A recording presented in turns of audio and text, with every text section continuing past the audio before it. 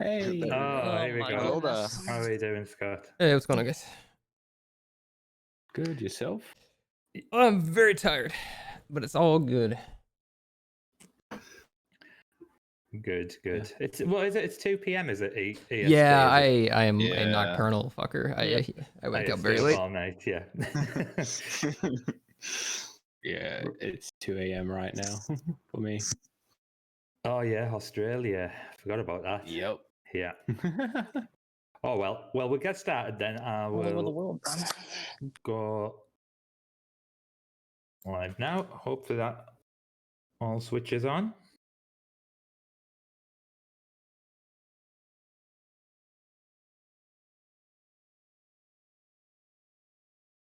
All right, welcome back, guys, to episode 4 of On the Hook. So today we've got our usual suspects. We've got Beatoness, Captain Salty, Neo, Rosie, Skinny Quinny, and we have a special guest today. He doesn't need much of an introduction. I'm sure everyone's going to know who he is in the Dead by Daylight community, and it is Scott Junn. So how are you doing, Scott? I'm doing just great. How you doing, man?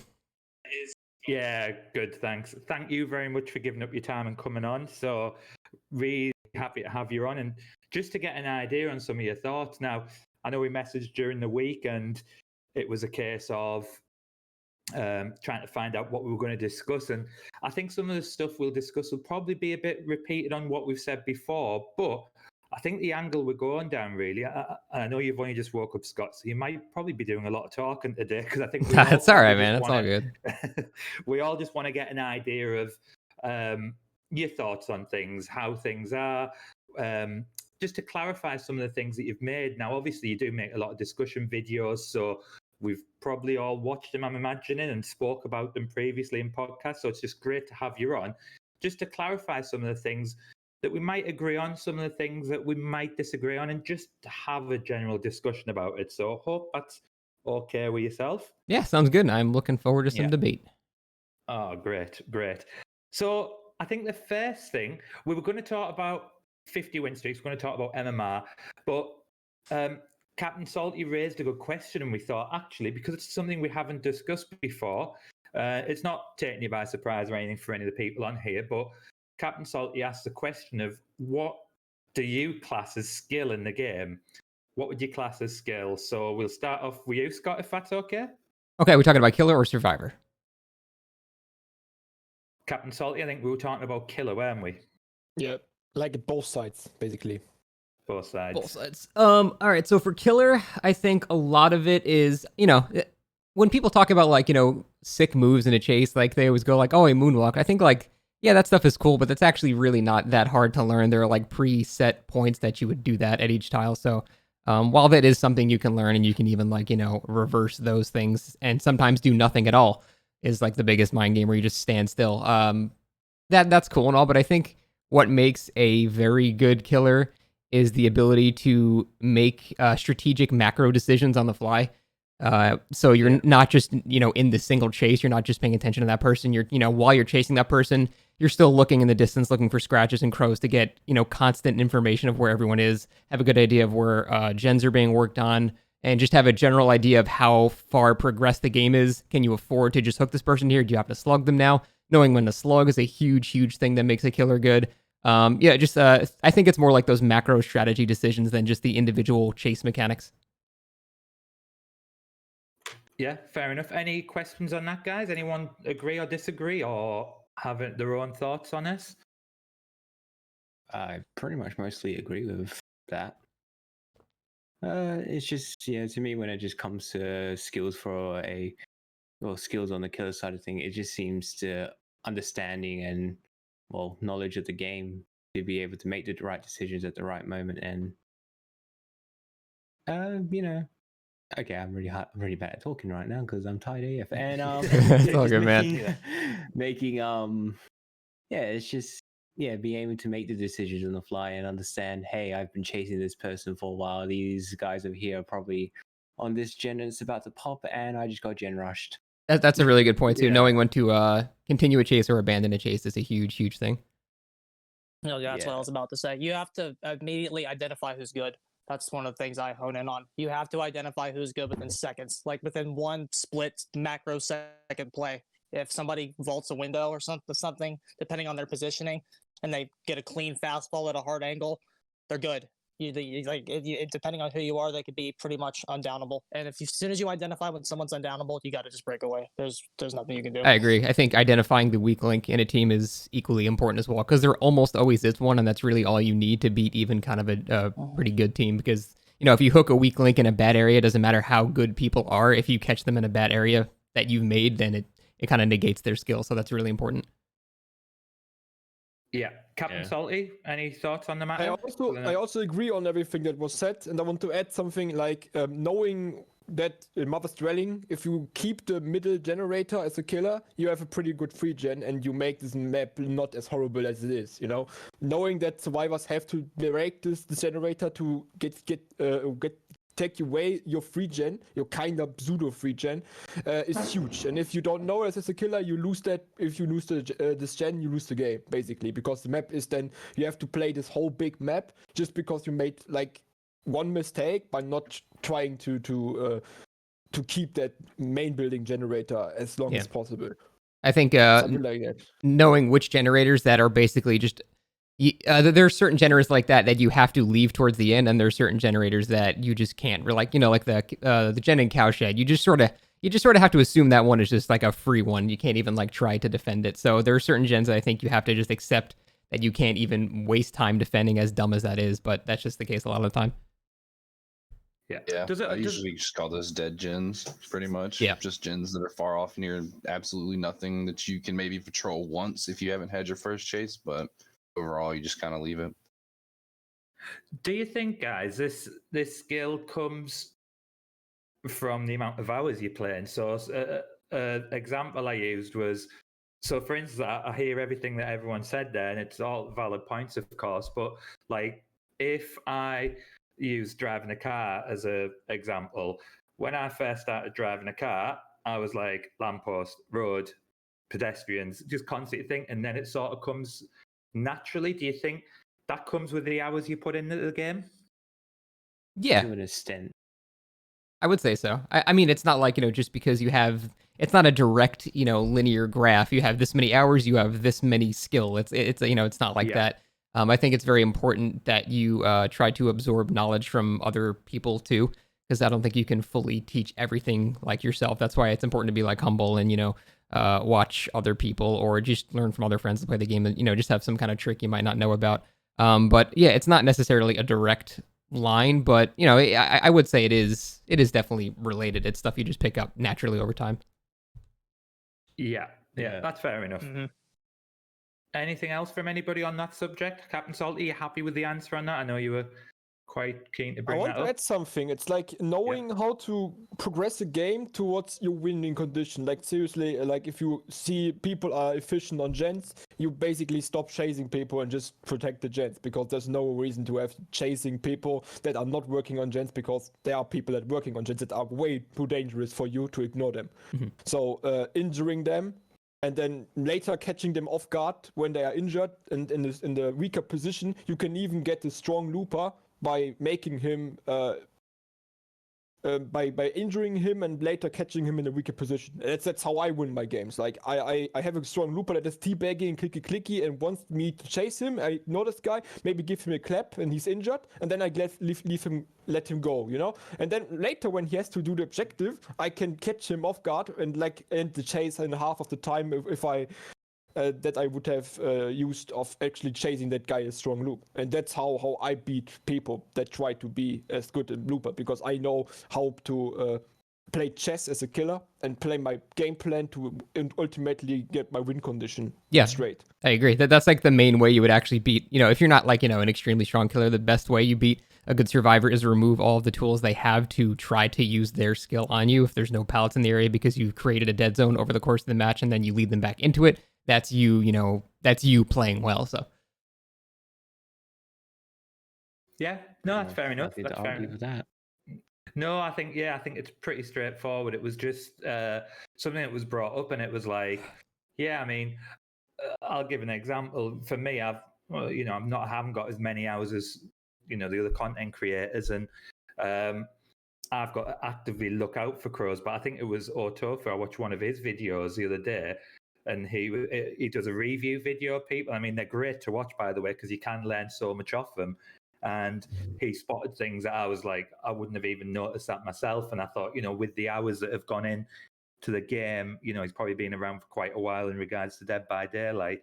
It's things that he's picking up naturally that you might not pick up yourself until you get that certain skill level.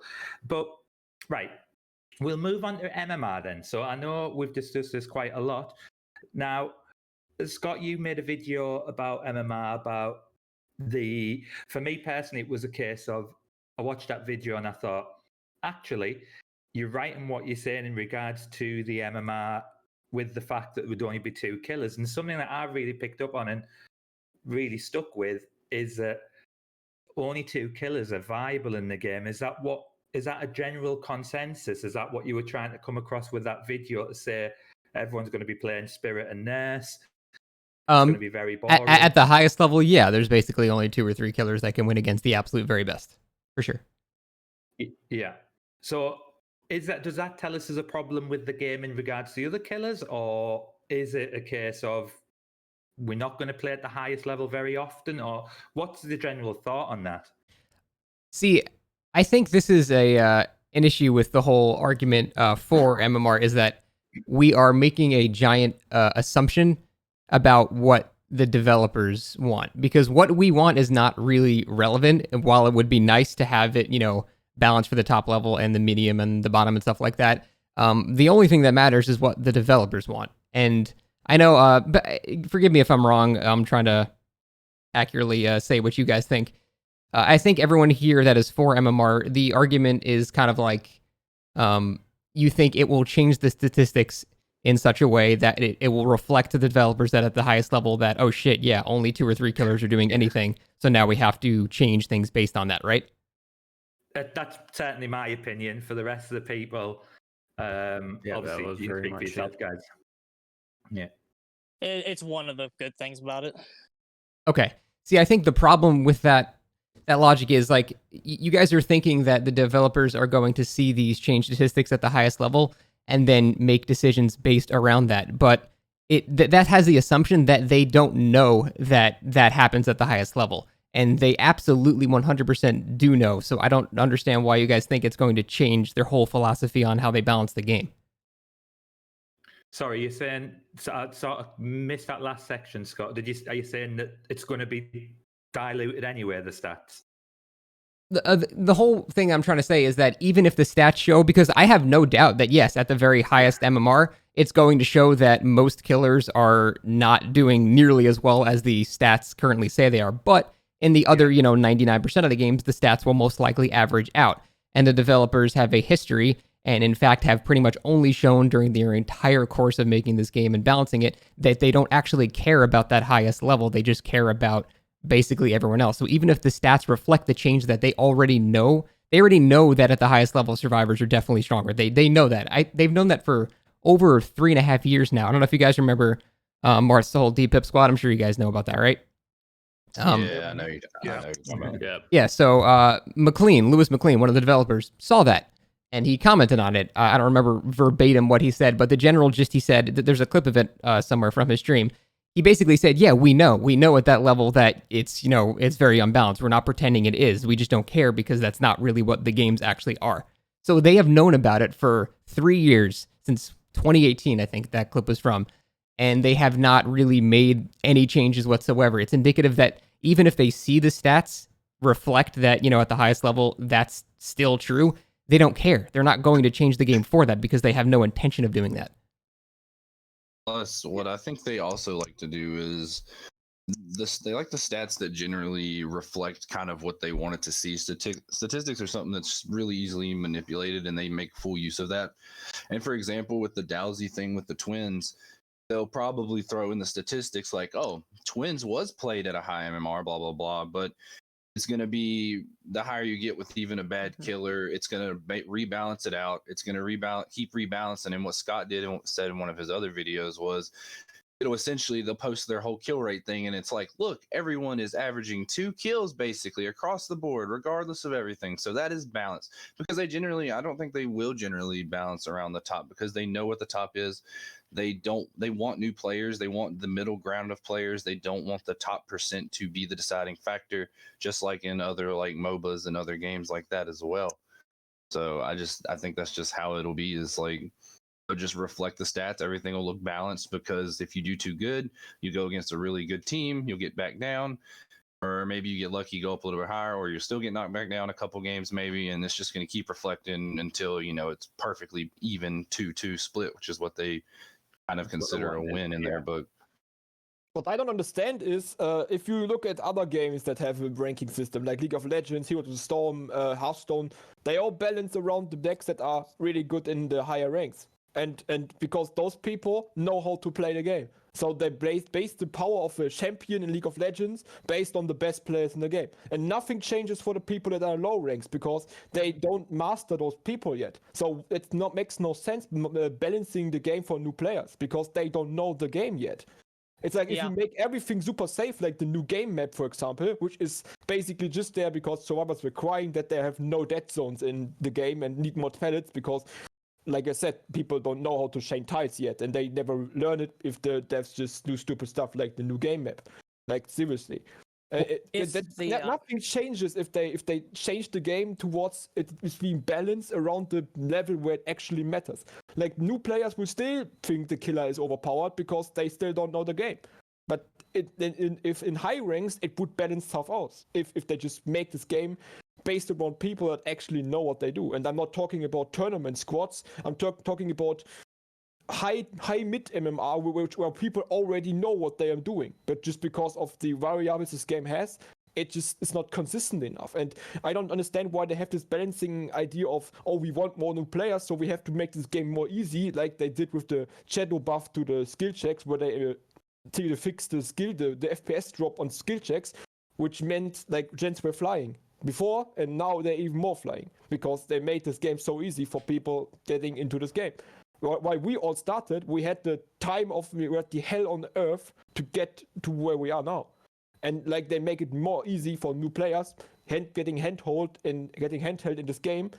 And all the players that know this game for years are now like, what are we doing with that shit? Like, if you balance for those low type of players, what do we want? What do we have from that? Like, why should we have this amount of numbers hours played in this game? Like, that's what I want to think about. For the record, I just want to clarify, I don't think they should balance around new players either. Like, definitely not. I think it should be like some kind of weird like middle ground, and like maybe like a bit above average. Like I don't think it should be balanced around like, the absolute best players, which is what most people are saying, at least here. But I don't think it should be balanced around new players either. That's the problem in the complete opposite direction. So it should be kind of like a middle ground of people that know what they're doing, but are not, doing the absolute sweatiest shit they can possibly do every game. And it's also people that, aren't completely clueless rank 20 megs, because both of those are extremes that I don't think it should be balanced around. Okay. We're going to try to jump in here, but see, the issue with the middle is that there's still no incentive to not buff over half the roster, because the people, even the middle, like they're losing anyway. Everyone who's in the middle, they're losing anyway. It takes a certain level of coordination from the survivors, not a huge big brain type of play, but it takes a certain level of awareness to beat a killer. And we've already acknowledged that one weak link means a death. So the entire middle ground, if we balance around good players in the top percentage, those middle players, they wouldn't change anyway. They would still keep losing and losing and losing regardless. The only games that would really be changed by core balance changes are the top ones. And like we were talking, I remember True and Otts were discussing a tile, and like there's bad survivors go down that tile in 30 seconds, and a good survivor loops it for 5 minutes. If you nerf the tile, the bad survivor's still going down in 30 seconds anyway. The good survivor just can't abuse it anymore. One thing that I want to steer the conversation away, I want to get this point on the table, is I do not believe that it takes a top 1% team to exploit balance issues in this game. I think the balance of this game is so horrendous to the point where if you have 4 solo queues with genuine good awareness, it will be a very, very challenging game. Yeah, I agree. I'm not saying that it's only Nurse and Spirit can do it, because I think you do lose something when you lose Swift, but I still think that's a very, very challenging game. But we can't know. That's the hard part. But you can't know who's a Swift and who's not unless they tell you. So while I agree that sorry I cut out for a little bit. My internet went out for a second. Like, while I agree that generally rank on the survivor side means nothing in terms of the symbols and stuff, on the killer side, we know, like, I'm sure y'all know how the killer emblems work and how annoying it can be. I truly think if it was like as unbalanced as people say it is, that no killers would maintain red ranks. And that goes for myself included, who goes out of my way to avoid DS and to avoid tunneling and try to avoid slugging as much as possible and still maintain ranks 1 and 2 on a really shitty pip system against these like red rank teams and stuff like that. So even if like I feel like people are just downplaying their skill as a killer. And I feel like people y'all are just kind of like, some of y'all are just saying it's like, feel like the game is so out of your control. But then when we speak back to killer efficiency and stuff, I can go back and watch like Jay's recent video when he did the pig. And I mean, for the first start of it, he spent time just crouching without whispers for about 30 seconds, 40 seconds before finding someone. And just the little things that are like time efficiency against decent teams. It doesn't even have to be a good team.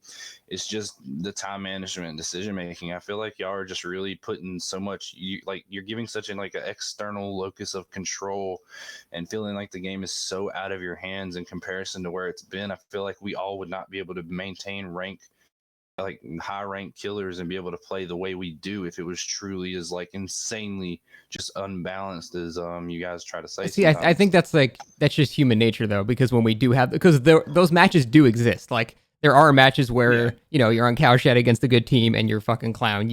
There's very little you can do to apply your skill to the match, and we remember those matches way more than the other 40 games we just won.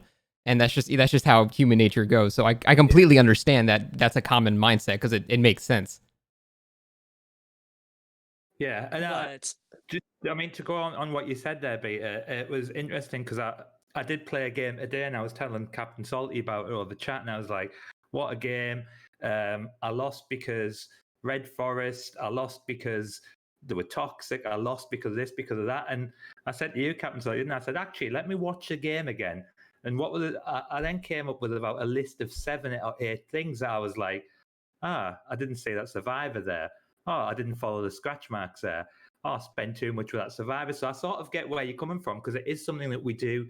And like you say, human nature, from my point of view, is, I don't, first of all, I'll look at it and go, the emotions will go, right, it was because it was this map and this map's shocking. But yeah, I agree with what you're saying there, is that sometimes it does... take into account, you're not taking into account the mistakes that you're probably making yourself in the game. Just before we ask the rest of the questions, guys, Reapertech, so you've put on, if streamers only play Nurse and Spirit at the highest level, then maybe devs will finally want to buff killers because only 2 of them are played. Do you think, Scott, I mean, obviously you've been around probably for the longest in regards to this game. Do you think that's something, you've probably touched upon it already, and is that something that they're going to care about or not? No, I think if they see that at the very highest level that, only 2 or 3 killers are doing okay, they're not going to care, because that's not reflective of the majority of their consumer and money base. So they have no business reason to do that. They'll probably nerf them. I mean, they're a business at the end of the day. They want to do whatever is getting them the most money. And for some reason, whatever they're doing is consistently working. I can't figure it out either, but it is working. So they have no incentive to really change their whole philosophy on balance. Yeah, look at Freddy, for example. Like, Freddy is a killer that punishes mistakes of survivors even more than any other killer, because he can teleport to a gen. So if you don't focus on a gen, this gen is gone. Like he can regress it. He has thrilling tremors, and pop goes the weasel combo, which is unbelievably strong. But it only works if survivors don't fucking stick to the generators or the passive slowdown. Like it just punishes survivor mistakes, but against good teams he gets clapped, and that's something like they have to take in mind. If survivors would actually put time in this game and learn how to be good, no killer, but nurse and spirit because they ignore tiles, will be viable in this game. And even if like mid-rank people understand loops and tiles and know how to run a killer, that's already bad enough because survivors don't do it. And if just think like after this podcast, survivor begin to fucking learn how to play this game and just go into kill your friends and then loop House of Pain the whole time, and you have a survivor with 700 hours that can loop perfectly House of Pain. Like, can you beat that guy with 7K hours as a killer? No way, because the structure is broken. But because those structure exists and what good people can do with that, that's the balancing issue. Like, people that don't know how to use that structure will get down there. Like, I had so many games where people went into House of Pain and dropped the God Pellet instantly. Well, like, yeah, nice. You basically fucked up the best loop in this whole map. But, like, just because they didn't know better. But I had also had people that were looping me there for, like, multiple gens. I was like, yeah, man, like, if every survivor goes to that loop and knows how to play this loop, that's GG, you know? I have to catch them when they are sitting on a gen, which is what I said before with the skill, is like, identifying strong loops and not going after those people that use those strong loops. So I think we can all universally agree that there are certain structures in this game that are just stupid, House of Pain being a prime example. And I don't think anyone is going to argue that those have needed changes since they were created. So I'll just set that straight, that we definitely agree on that. Yeah. Yeah. Reaper again. So he's put on, what I'm getting is I shouldn't have hope for this game that it'll get any better. I'm okay not having hope for this game. I'm already quick because of the annoyance and frustration. So just give me an insight on that. So it's actually an interesting question. So I'll put it out there to all you guys. Are things going to get better? No. So I'm going to use a very fallible argument and say that it's better than it has been, which I know is not a justification, because, like, you know, if someone shoots you in the head and the next time they shoot you in the foot, you can say, you know, at least it ain't the head. But like at the same time, while there is like that feeling of disconnection with the devs to the community, like they were on the right track. Let's give them credit for being on the right track until the breakable walls fiasco started happening. I don't know who did that or designed that, or I just, that was where I started losing faith in some of it, because it's like they just did all this hype for the, like, we reworked these infinites, we put these walls here, Killer Shack will be breakable, and it's like now we don't have a breakable Killer Shack. Every map just has like new infinites. Haddonfield's gonna have breakable bushes. It's gonna be really. It just feels like it's the steps are just like all over the place. I don't know. I mean, I think it's better in a sense. Like, I don't know. It's a rough thing. Dude, depends on what you call better, it's so hard to predict, because, like, every once in a while, like, you know, out of nowhere, they just bust out, like, you know, the Wraith change, and like, oh, you know, we've been asking for that, but hey, they did it. That was a great change. But then, you know, then Trickster exists. Like, it's so much give and take that it is so hard to predict whether or not the overall game will get better. The trajectory, you know, from the game's release has been improvements. You know, if you've ever played the release version of this game, it was the dumbest shit imaginable. But I think, yes, it will keep improving, but the rate is so slow that it's like you don't notice a planet spinning, even though that it is doing that thing, but it's just so imperceptible because of how slow they are with all the changes. The game is never Wraith going was to a get good better example. if they keep making money. The game will never get any better as long as the business model is working, which is something that Scott already commented on. You got to hit them in the finances, bro. That's the only like way the game is gonna get any changes. They changed.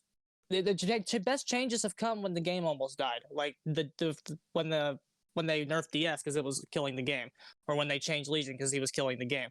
The changes only come when there's scrutiny on them, and it's a very self-centered look at the game. It really does suck, and I really wish that somebody else owned the game. In all honesty, because this is their moneymaker. This is the only game that they have that matters. And trust me, I've played some of their other games. I've made a little series about it. The only game that actually matters is this one. So as long as they're gonna keep making money, they will never change or fix. Yeah, they won't fix anything. I've always said that the best thing for DBD's health would be a good competitor, because then they would finally have incentive. It's Yeah, so I mean- hard to do. It is. I mean, It's just Was it asymmetricals in general are hard. yeah. Yeah. I looked at Home Sweet Home. Mm. I think I came out on Friday, and I looked and I was like, I just read the reviews. I mean, it was £5, probably about $6-7, and I was just like, is it worth it? But I just read the reviews, and they were like, the queue times are horrendous. This, and this, and I was like, I think I'll wait. But I think we touched upon it last week, or was it a week before? I asked the question: is it a successful game? I think it isn't.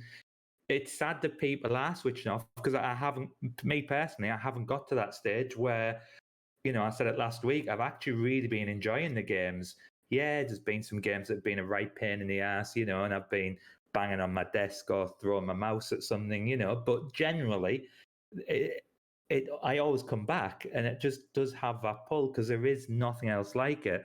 For me personally, I've got high hopes for Evil Dead when that comes out. I think that might be interesting, but at the minute something is working with the game that keeps people coming back. Now, I'll put you on the spot a bit, Rosie, but you were playing it last night, albeit you were drunk, but you still loaded up the game and streamed it. Well, I did it. I made it clear. Even that I while only did- he did- was I regretting it. only He was did it- regretting it the whole time. I only did it because I had a drink in my hand, bro. Dude, you should see me mind game drunk. I moonwalk like the biggest SOB that the world has ever seen. Let me tell you something. No level of bevs can improve this game. You could be completely blackout drunk and this game would still be a slog. But the thing is, I was winning. Like, I only lost one time. The matchmaking is just that broken. Like, the only game I lost is the one that I had 3 rank 1s and I was Death Slayer. That's the I beat a Joke Swift with Legion drunk. It was like it's like the cognition required at rank 1 is there's a big difference between rank 1 and high MMR. I swear, bro. Like, you say it's hard to rank up. I didn't really get to throw my hat in the ring on this one. Bro, I got to red rank drunk last night. It's not that difficult. It will be difficult if the matchmaking system works. I'm not saying sweat competitive fest tomorrow. Is it too much to ask for a matchmaking system that doesn't put me with a rank 17 player when I'm at red rank? Like, that's how you know the system is truly broken and needs a fix of some sort. Because it's frustrating to me to beat that guy. It's as frustrating for me to beat him. Granted, it wasn't frustrating to do it while I was wasted off my ass, but it's frustrating the next day when I think about it. If that makes any sense. If you're not too drunk to remember to forget it. What do you think about the matchmaking, Scott? I mean, obviously that situation that was brought up where, you're rank 1, you're going against rank 17s, that should obviously never happen. That is just dumb. Even if it's Survive with Friends and they bring their friend in, it should, still kind of be based on like, the highest level. So that situation should pretty much never happen. I don't think anyone would argue with that. I think though, overall, like, I think the current system is kind of close to being okay. They just need to actually like refine the actual emblem system to make, any fucking sense and not, punish certain killers and benefit other killers and things like that. It needs to be more universal. And I honestly think that the current system would be okay if there were maybe like a few more ranks or something like that and less rank resets. But then again, then you'd have the same issue of then, well, it's just simply who plays the most. So I don't know. People have tried, and it's so hard to do it in this type of game. It's so hard. Let me run an idea by you real fast. I've thought of this for like 6 months. I haven't really done anything with this idea. I've always had this idea for something called rank 0, where you would, if you hit rank 0, you could obviously emblem up on it 5 times, and then when rank reset would happen, if you hit rank 0, you would reset to 1 instead of going all the way back down to purple. It would keep those kinds of players together more frequently instead of everybody having to reset. So the rank 4 that hit rank 4 on the 12th before the night of reset isn't playing the people that have hit rank 1 within 1 day and are consistently playing the game. I don't know. I don't think it would hurt. I just don't think there's that much of a difference between, a rank 3 and a rank 5. Like, they're purple and red, but it's really not that much of a difference. But I mean, I don't think it would hurt, so I see no reason not to, but I don't think it'd really improve anything either. I don't really see it really changing too much, even if you did add that. it may be a little bit nice on rank reset. It might be a little bit nice, but it won't take long for it to go back to how it was. It would take a day or so, and it might make rank reset a little bit better. But after that, that's it. Well, all right. Let me ask you guys something. Overall, people that are for MMR, do you think that the developers will change? Do you have faith in the devs to change their whole philosophy on how they balance the game, and then suddenly start bouncing around the top 1%? Nope, not for MMR though. I'm not sure, but again, it's difficult for me because I'm coming in from a different perspective because I've only been playing the game for about 2.5 years, nearly 3 years. Say 2.5 years. So, for me, all I've seen from that time is them releasing stats, them telling us which killers kill the most, which killers are played, things like that. We've seen Almo on YouTube and things like that on his Twitch when he's talking about things, and it's all geared around the stats. So I'm probably looking at it from like quite a new perspective that I haven't seen any of the old things that have happened. So I sort of think, right, well, if that's what we're getting all the time, we're getting stats this, stats this, then will they do something about it? But I don't know about the rest of the guys. What do you think, guys? It would be hypocritical for them not to, because of all the stats they've been throwing down our throats. Will they do it? I don't know. It all depends what Alma wants to do, bro. I think he's the guy who floors these things, right? But like, Well, Elmo. if I can put this, might just be me and my arrogance, but if I can find a logic flaw in the devs, I'm a-okay. As long as I can feel that personal satisfaction of they should be doing this, I'm okay with no matter what they do. Yeah. Well, you brought up and you said that it would be hypocritical of them to not make changes, but I don't think it would, because it would not be hypocritical because they would just be sticking with their same philosophy, because they would just ignore basically the high rank or the high MMR stats basically as they always have. That's actually very consistent with how they've balanced the game. So I don't think that when they put out red rank statistics, if they convert over to MMR, the equivalent to red rank stats would be showing the high MMR stats if they truly convert over, and those high MMR stats are not going to look very good. Yeah, I just think that's only going to be. I think that's going to be a much smaller percent because, like you say, getting red ranks is really not much, but getting to the very top MMR is significantly harder. So the percentage of that is going to be a lot smaller, which means they'll care even less about it. Very true. Repeat that. Yeah. Hold on. I'm trying. My hungoverness is taking over. So basically, the red rank stats that you were talking about, the higher MMR is going to be an even smaller percentage of that, which means they will care even less about it because there'll be less people. Because, like you said, it's easy to get to red ranks. What my problem is that we're all talking about the highest MMR, but what's with like above average MMR? If survivors get matched with people that are on the same skill level, those games will always also be harder, because like if people know how to use loops, or they get spawned on something like Tom and Creek, which will far too many pellet spawns, that's also something that the killer has to deal with. So skill doesn't matter in this moment, because it's still, if you have a clown, you have to go through the pellet. If you are a nurse, you just blink through the fucking loop, It's still something. And then it's just like based on people that know the game. And you could have like 3 good solo players that know how to loop on green ranks because they trained looping a lot of. And then it's still the problem is still in the game because the tiles are broken. It's like It's not just it's just more visible in the whole in the higher ranks, but it doesn't mean that green ranks, or like right now we would be at above average or intermediate MMR levels, are not suffering from that shit. It's like they have to deal with that issue, that why only Nurse and Spirit are viable, because they ignore all the tiles. They're not going to have to worry about that, because the Nurse and Spirits are going to be higher than their MMR.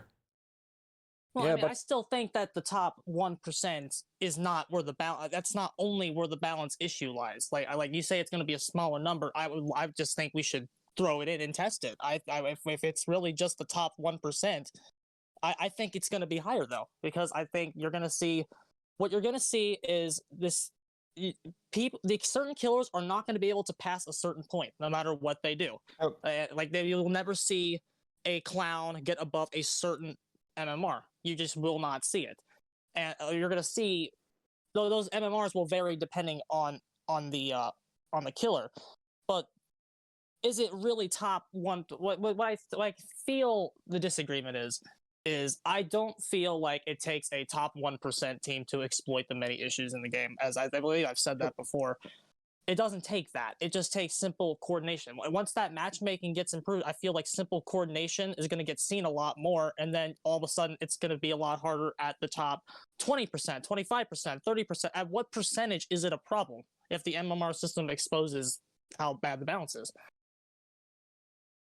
I think on the flip But side, oh, go ahead, Okay, sorry. go ahead. Sorry. I know No, you you're go. good. I've Sorry, been talking a No, lot. no, Go for it. I like I'm listening to drinking you my also. water. Shut up. Okay, damn it.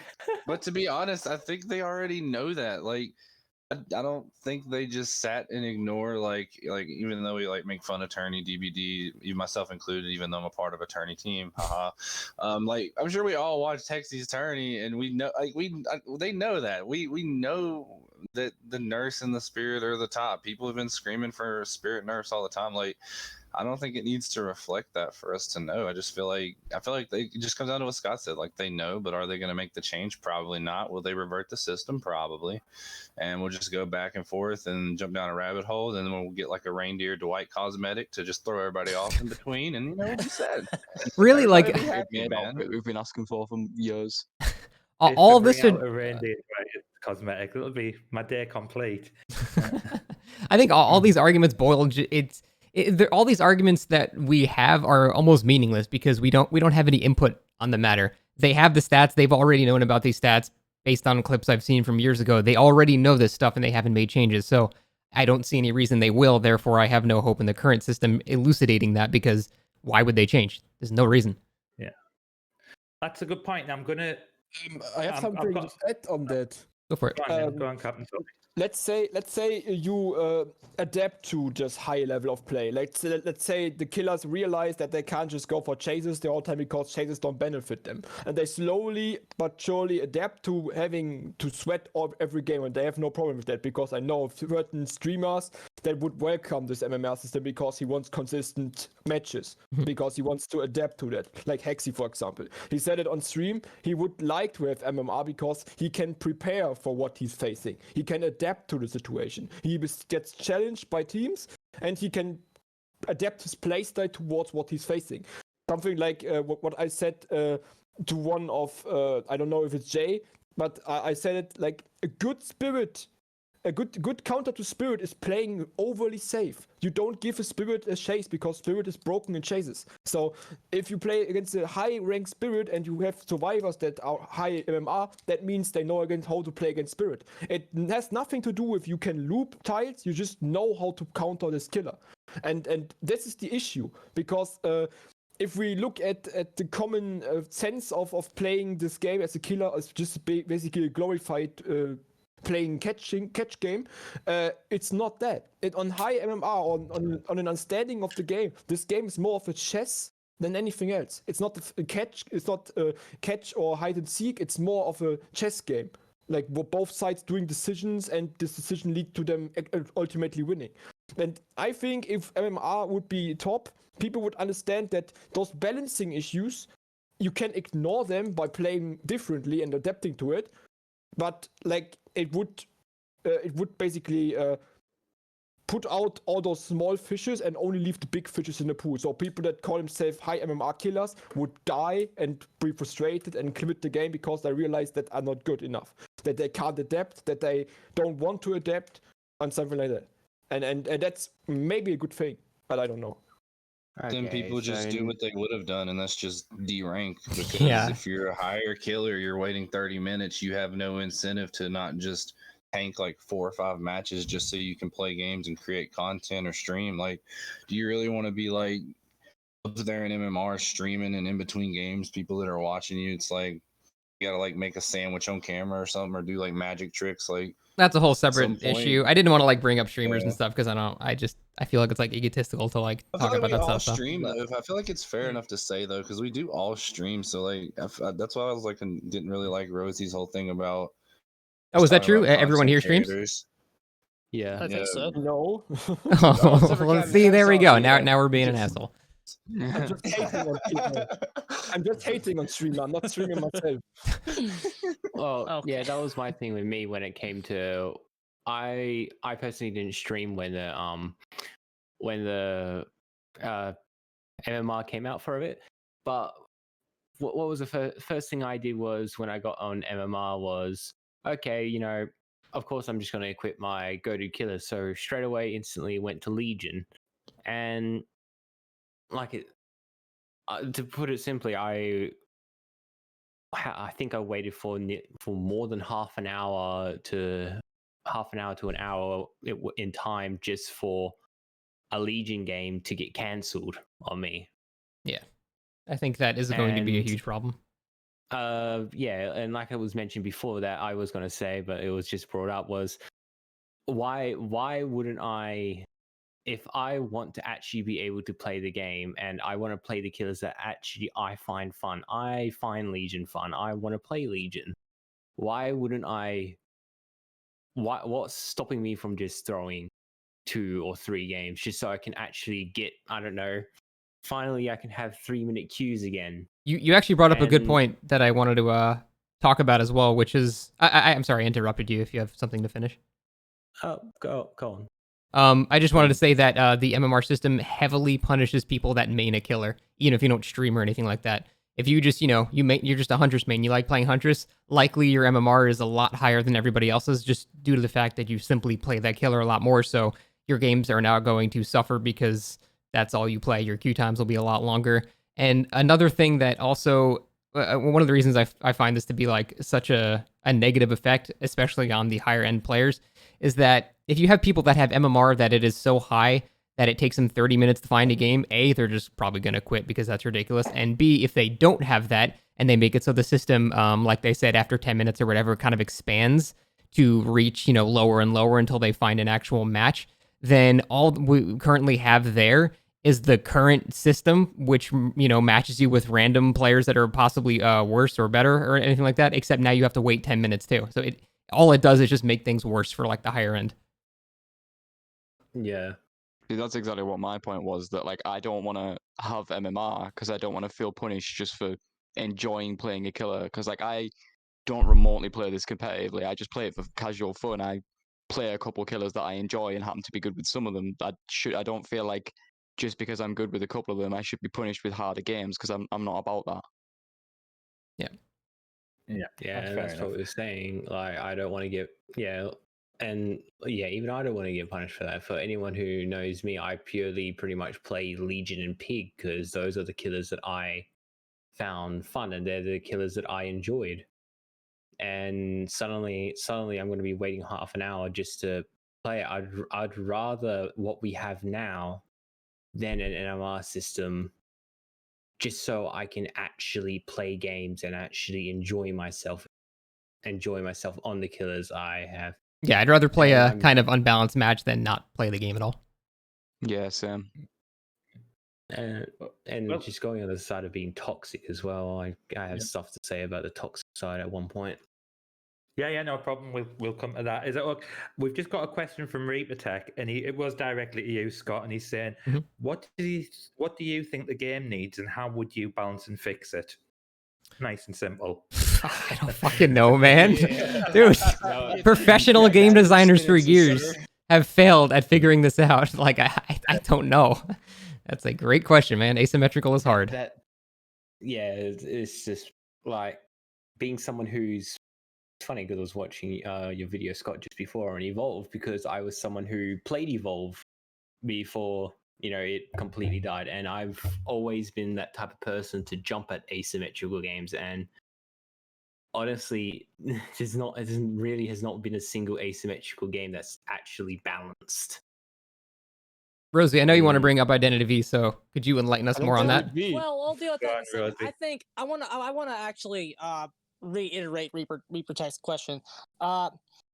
The last time we were talking, I say talking because we like to throw shade at each other, which is fine. You and me are friends, Scott. I consider us friends. I know you don't, but listen, when we were talking, I had a big essay, probably 4 or 5 pages long. I probably would have gotten an A on it about how I had a proposal, if you will, about how to fix the game. It was a multi-step thing. I don't know if you this is a while ago. Basically, it was. I'll see if I can summarize it to the best of my ability and do it fast. It was the game overall right now. The main problem is that the core killer isn't viable. So every change that we need to make is so a 115 killer with a power can be viable. So you get rid of map RNG first, negate all that, and then after map RNG is gone, and then you have a medium of the palettes, not too big, not too small. Then you take Bloodlust out, so every chase is this consistent and the same. And then after that happens, you'll see Nurse and Spirit sticking out a high MMR. You then nerf them, so you force everybody back on the core killer, 115, 110, just stuff like that. And then you select what I've called keystone characters. I don't know if anyone does biology, but in biology, there's things called keystone species. If the keystone species are in trouble, it means the game isn't healthy. So you take your keystone character, which is a mid tier. It's not a bottom tier and it's not a top tier. It's the character that's flat in the middle. Let's just say Ghostface. So you look at Ghostface and you make sure Ghostface is viable because he's your keystone character. You make sure he's averaging 2 kills at the highest power high level, whatever we want to say. You make sure Ghostface is doing well, and then as soon as Ghostface is doing well, then you fluctuate killers on an individual basis from there. That's a summary of what I said, and that's kind of where we left off. So we can pick that up now. Even with that, what do you define as doing well? Is it 2 kills? Because now we're starting to get on the what is a win debate. What's a win? Yeah. Not only that, but what you just said was make Haddonfield, Mother's Dwelling, Midwich Elementary the same functional structural map with the exact same amount of time wasting structures and loops all together, and that's just 3 maps with vast differences. You're talking about reworking an entire thing. What maps that don't have a killer shack, maps that do, how much time on average is it each loop, how much time on average each gen, time wasting structures that actually make small maps bigger in a sense because you waste time. That's a very, very you just have to make a new game, or not even that. I mean, it would be just gradual feels like a changes lot over time. This isn't a one patch thing. It would gradually do it over time. Like you wouldn't even know it was happening unless you laid it out and planned it for 2 years in advance. Like you wouldn't even be able to tell it was happening. And if you would nerf, I'm not playing this game 15 years from now, Rose. When that happens. Well, well, I hope I won't be either. I mean, Identity V did that. Like they made one patch where they buffed all the hunters to be viable in high ranks. Like there's few hunters are not viable in the highest ranks, but the most are, and that's a good thing. But what they did is they made hunters way more powerful. They have the power roll 1v1. That's what they have to do in David Badai as well. Give the killers the power roll in chases. So good. They are, but the issue with that game always is and will always be the fact that the way that they did it was. I mean, the game is fun, and I still continue to advocate that the game is better than Dead by Daylight. But the main problem is that they really took a lazy way to fix the game, and what I kind of mean by that is they just made camping and tunneling meta. I mean, which is fine. The game is still fun to play. The killers are still fun, and they did it. They have a consistent tournament scene, and the killers are doing well. The people that have ranked up and are at Dragon they're doing well, but you can't. I see. I don't know. It's complex, but it's been done. Is the point? What, Scott? What would you class as a win as a killer? I've made whole videos about it's too complicated trying to get every variable that takes into account who actually won the match, which is why in almost in some extents I actually I kind of want to go over how Identity V classifies wins, because correct me if I'm wrong, but I believe it's 3 kills is a win, and then 3 escapes is a 3 loss. kills win. Yeah, Right. it's a kill escape metric. Okay, so with that kind of system, it's very, very simple. So you don't have to overcomplicate things. You don't have to, because it all just boils down to what was the end result of the match. And I want to like actually discuss with you guys the pros and cons to a system like that, because with a system like that, I think it's actually kind of easier to have a somewhat consistent rank system, even if it's not 100% accurate, because it's not an individual thing. It's easier to build off a very simple system. On the flip side, though, you get heavily punished for the actions of your team. Whereas in Dead by Daylight, you can still technically, pip up yourself like as a survivor if you do really well. And even if your team is all terrible, you will still get a personal victory and they will still lose. So I think both sides have good and bad sides. And I wanted to hear what you guys thought about that. Well, I guess I'll start. Yeah. The way that see, this is the issue with that you are describing. The way that Identity V handles it is when you do actions in the game as survivor, you earn a point for that for your actions. It's doing a cipher, having a long chase, doing key rescue, stuff like that. You earn points, and then they have what's called a defeat protection, where if you lose a game, you will lose 6 MMR. And you'll lose like 8, and then you'll have a defeat protection, and so you'll only lose like 2 MMR, and then your actions in the game can actually make you go plus. You keep saying that it has MMR. I found nothing that indicates the game has an MMR system. That's not MMR. That's just flat values for doing objectives and losing. MMR is dynamic based on who you're going against, so that's not the same thing. Well, I mean, it's a skill-based system.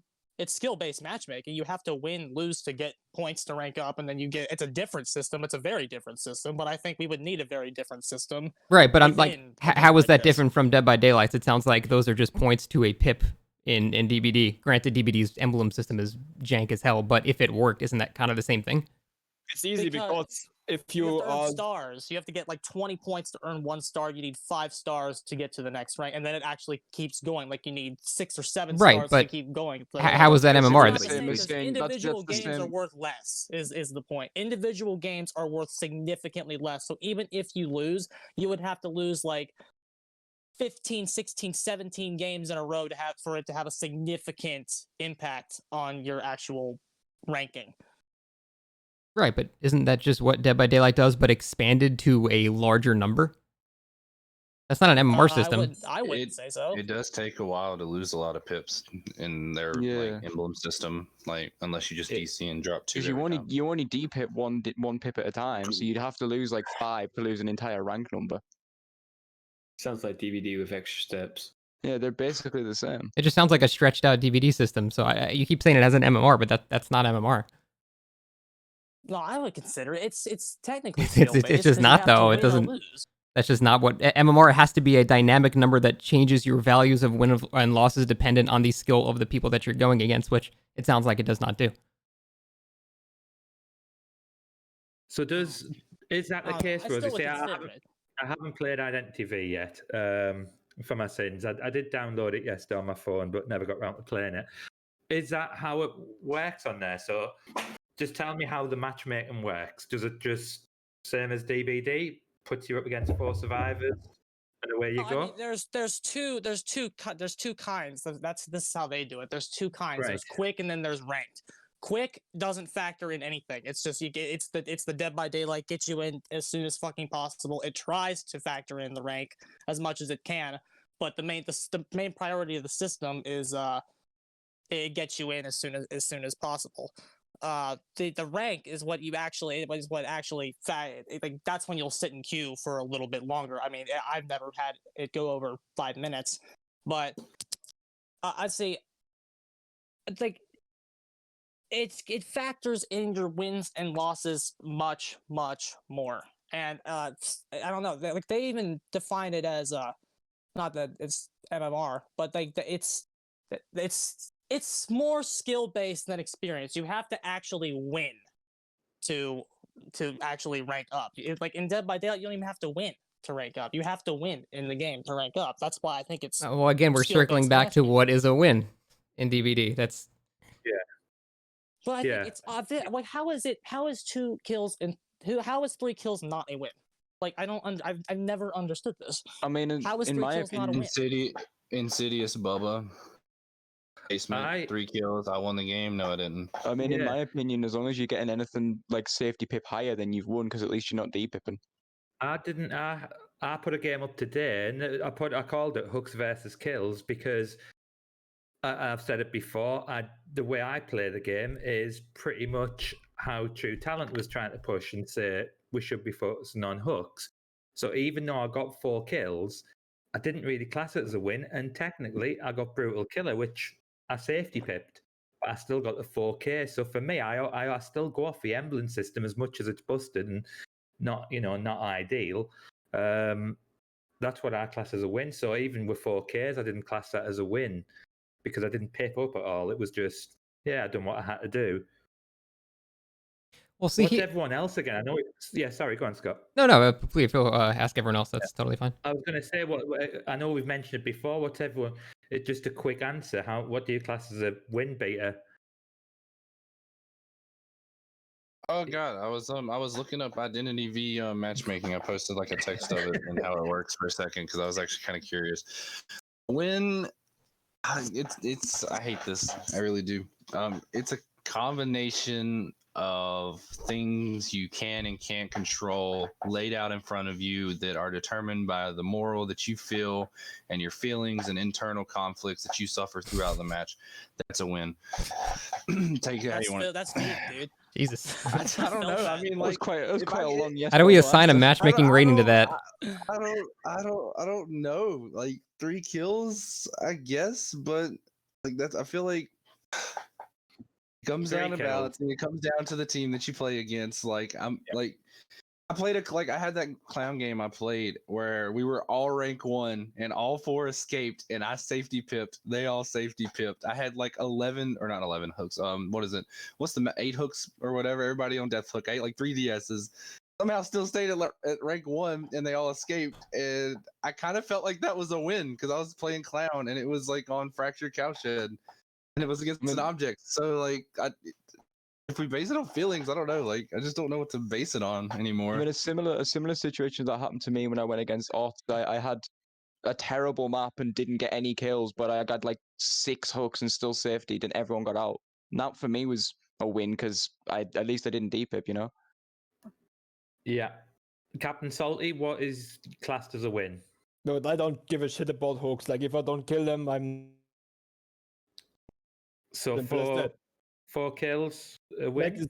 Like a six hook game without a kill is still a loss for me. Like, even if it's against odd Starvers survival threats. Like, first of all, fifth is broken, and second is like, yeah, I couldn't kill them because that's my fault. Okay, Rosie, have I already asked you, Neo? Rosie, Neo? I still think it's kills, bro. I mean, the role is called killer, and the survivors are called survivors. Exactly. Like, no one's called pippers, no one's called depippers. Like, that's this. The hookers. It's just not how it works, bro. But like, if when you look at a system like this, you have to ask yourself what considering what a win is going to move the game in the best possible direction. If you consider the kills to be wins. The 3+ kills to be wins. And you can go look at, look at Insidious Bubba. He just cheesed the system. Maybe we should rework Insidious. Like the thing is telling, like the system is telling you to do something based off of like everyone's first thoughts about why a system wouldn't work they're usually the things that have needed changed for the longest time. Like Iridescent Head Huntress. Get rid of it! What's it still doing here? What's Insidious Bubba still doing here? I think the Huntress is in the. Almo thinks it's neat, right? Yeah, Huntress's add-ons are on the chopping block apparently. Yeah, it's going away. But like, you understand what I mean? Like saying that, well, look, Insidious Bubba depip, so it doesn't. He didn't win, so why did he even do it? People are still gonna do it anyway. Just get rid of it. Okay, here's my thing when it comes to it though. I'm usually of the mindset of 3 kills and a hatch. If usually three kills and a hatch is usually what I would consider a win. But there's also the side of it when they cheese the system and stuff. It's like I said, it goes back to a lot more of the personal thing. Like I could say if I Insidious basement as Bubba, do I consider it as a win? Yeah, even if I don't pip, because I'm having fun and I'm just enjoying what I'm doing. It doesn't really and when it comes to, you can have the mindset of killing. You have to. I'm fucking mixing with my words. You can have the mindset of having to get kills to be the win, and like you guys were saying earlier, there's also the hook sides of things where getting a bunch of hooks you may consider as a win, but let's be honest, if you're getting a bunch of hooks and like the game's actually good like that, most of the time you're generally just having fun. And the thing is, a lot of people don't really see something, or not a lot of people don't really explain that you can generally lose a game and still have fun. So what I consider as a loss is what I consider a loss is if to escape. But if I'm still having fun, do I really care that I lost? Yeah, no, that's fine. But you're just like sort of giving us the figure in your head. So 2 escapes equals a loss. Just want to quickly go to the messages, guys. So Reaper Tech, you've said something that I said, I think last week, the week before, whole argument of kills versus hooks. Should the devs be telling us what a win is? Scott, do you think the devs should be telling us what a win is? Because we've discussed this before. Yeah, honestly, I do. I think they should just define a clear win condition so we can have a basis of even what the matchmaking is even rewarding you based off of. I think that would be very nice. Yeah. So if they do the argument. That's it. Argument done. This is a win. This is a loss. Off you go. Official J-Man mentioned something about using the old MMR system Smite had. Has anyone got any experience of Smite? I haven't personally. No, don't do it. No, it is. Don't ever do it. It's the worst thing. I have almost over 2,000 hours in that game. That's what I was playing before Dead by Daylight. Their MMR thing, but the one thing I will say they do good though is they don't actually balance around the top percent of people in general in that game, because the best gods that you see played at Smite Worlds, like the top bans and stuff, never get banned unless players are in the top platinum or whatever, or Grandmaster or whatever it's called. So I just feel no, I don't like their system, because the way they balance it is if my stuff is really high, whatever, I'll get matched. I've gotten so many times where I've gotten matched with other people that are incredibly low just to balance how high my elo or whatever it is, because they do two different things when it comes to the matchmaking. One's your elo and then MMR thing or whatever. And it's very annoying because I do get matched when I play with my old group. When we play 2 or 3, I do get matched with people that have been playing Smite for maybe 10 days. And it's just it's literally in a way that kind of already how DBD is in some facets, and ranked has a very, what's it called? You can have someone who is in Platinum 5 on while you're a Gold 1 or whatever, which is pretty decent discrepancy, and then the other players will just be less to balance it out. So it's not even really a functional system, in my opinion, that works too well in ranked. Yeah, no, that's fair enough. Jacob Halifax, you like the idea where Eerie Head could be changed to where the survivor has to be a certain distance away to insta down. Yeah, makes sense. Eerie Head is just awful altogether. I wouldn't be bothered if I took it off completely, but that's just my opinion. All right, so we'll move on to the last topic that I had wrote down, and that was about the 50 win streaks. Now, this obviously brought a debate with True and Ott in regards to hooks versus kills, things like that. Rosie, you were obviously mentioned in the video as well. Yeah. So, what's your thoughts, Scott, on the 50 win streaks?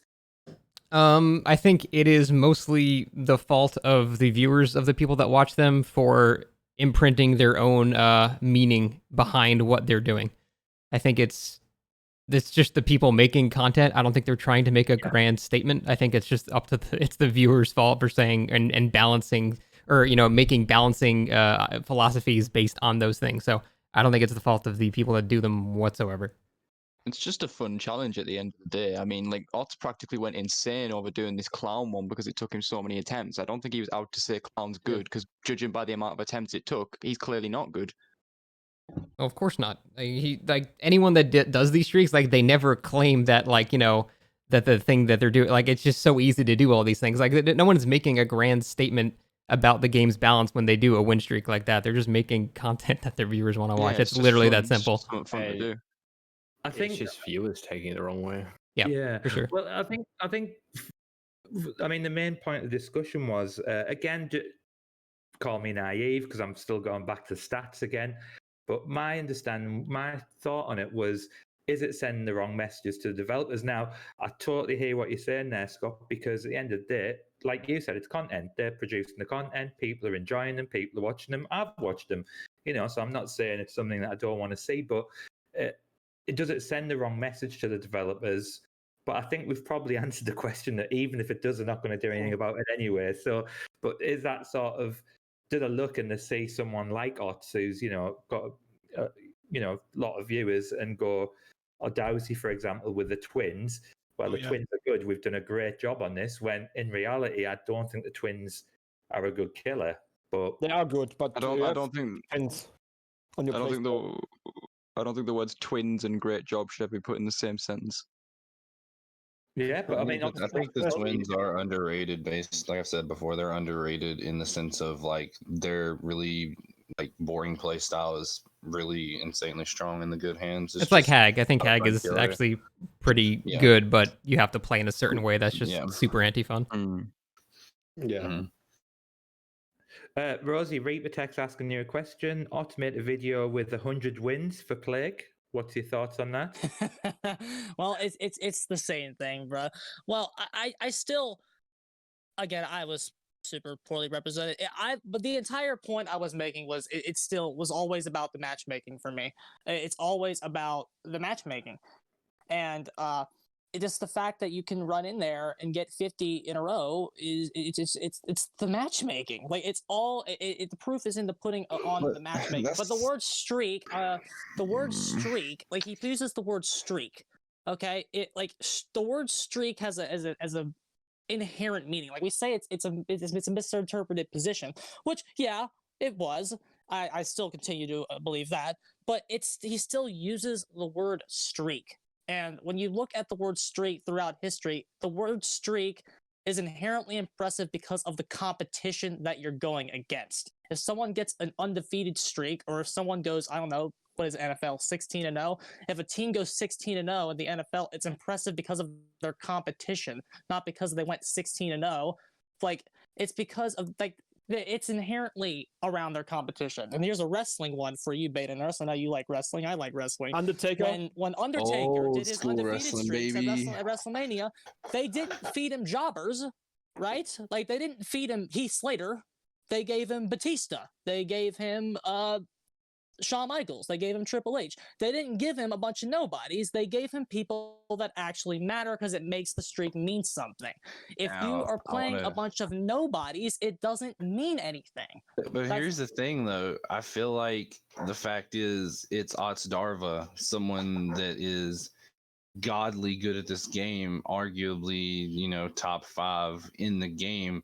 Just like in the NFL, your best players are going to outperform everybody regardless of competition just based on their skill set.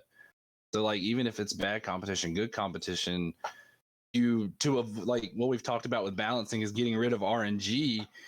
Like, if we get rid of RNG, that would pretty much also mean Otts is still going to be the best, just probably even better, because the RNG isn't going to hinder his progress. Like, I feel like those streaks are valid in the sense of how good that player is, because I truly don't think there's a killer that I can go 50 streak wins against with 3-man with Hatch or whatever, with Jen still up or whatever. Like, I generally don't think I can do that. Sure, some people can do it, but I think literally, like, if the people that are doing it are the people that are at the top of the game in the sense of what we consider the best players, and just like in the NFL or anything else, the best are gonna stay regardless of competition. Even when the Patriots went 16-0, they played in the AFC East with one of the weakest schedules that year anyway, and still lost to the Giants. So it's like, at the same time, it's just you expect the best to be the best regardless.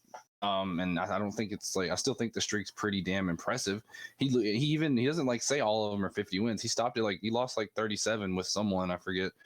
But I think it's like you should expect, it doesn't matter the level of competition because it's odds. Because I feel like you should, like, I expect odds to win every game he plays. It's just odds. Like the hours that I've watched him play Dark Souls, I've seen his thinking. Like, the dude's a fucking computer. Like, he should win. It's like playing the chess master on like the highest level no human can beat. Like, it's And just, speaking of like chess, that should happen.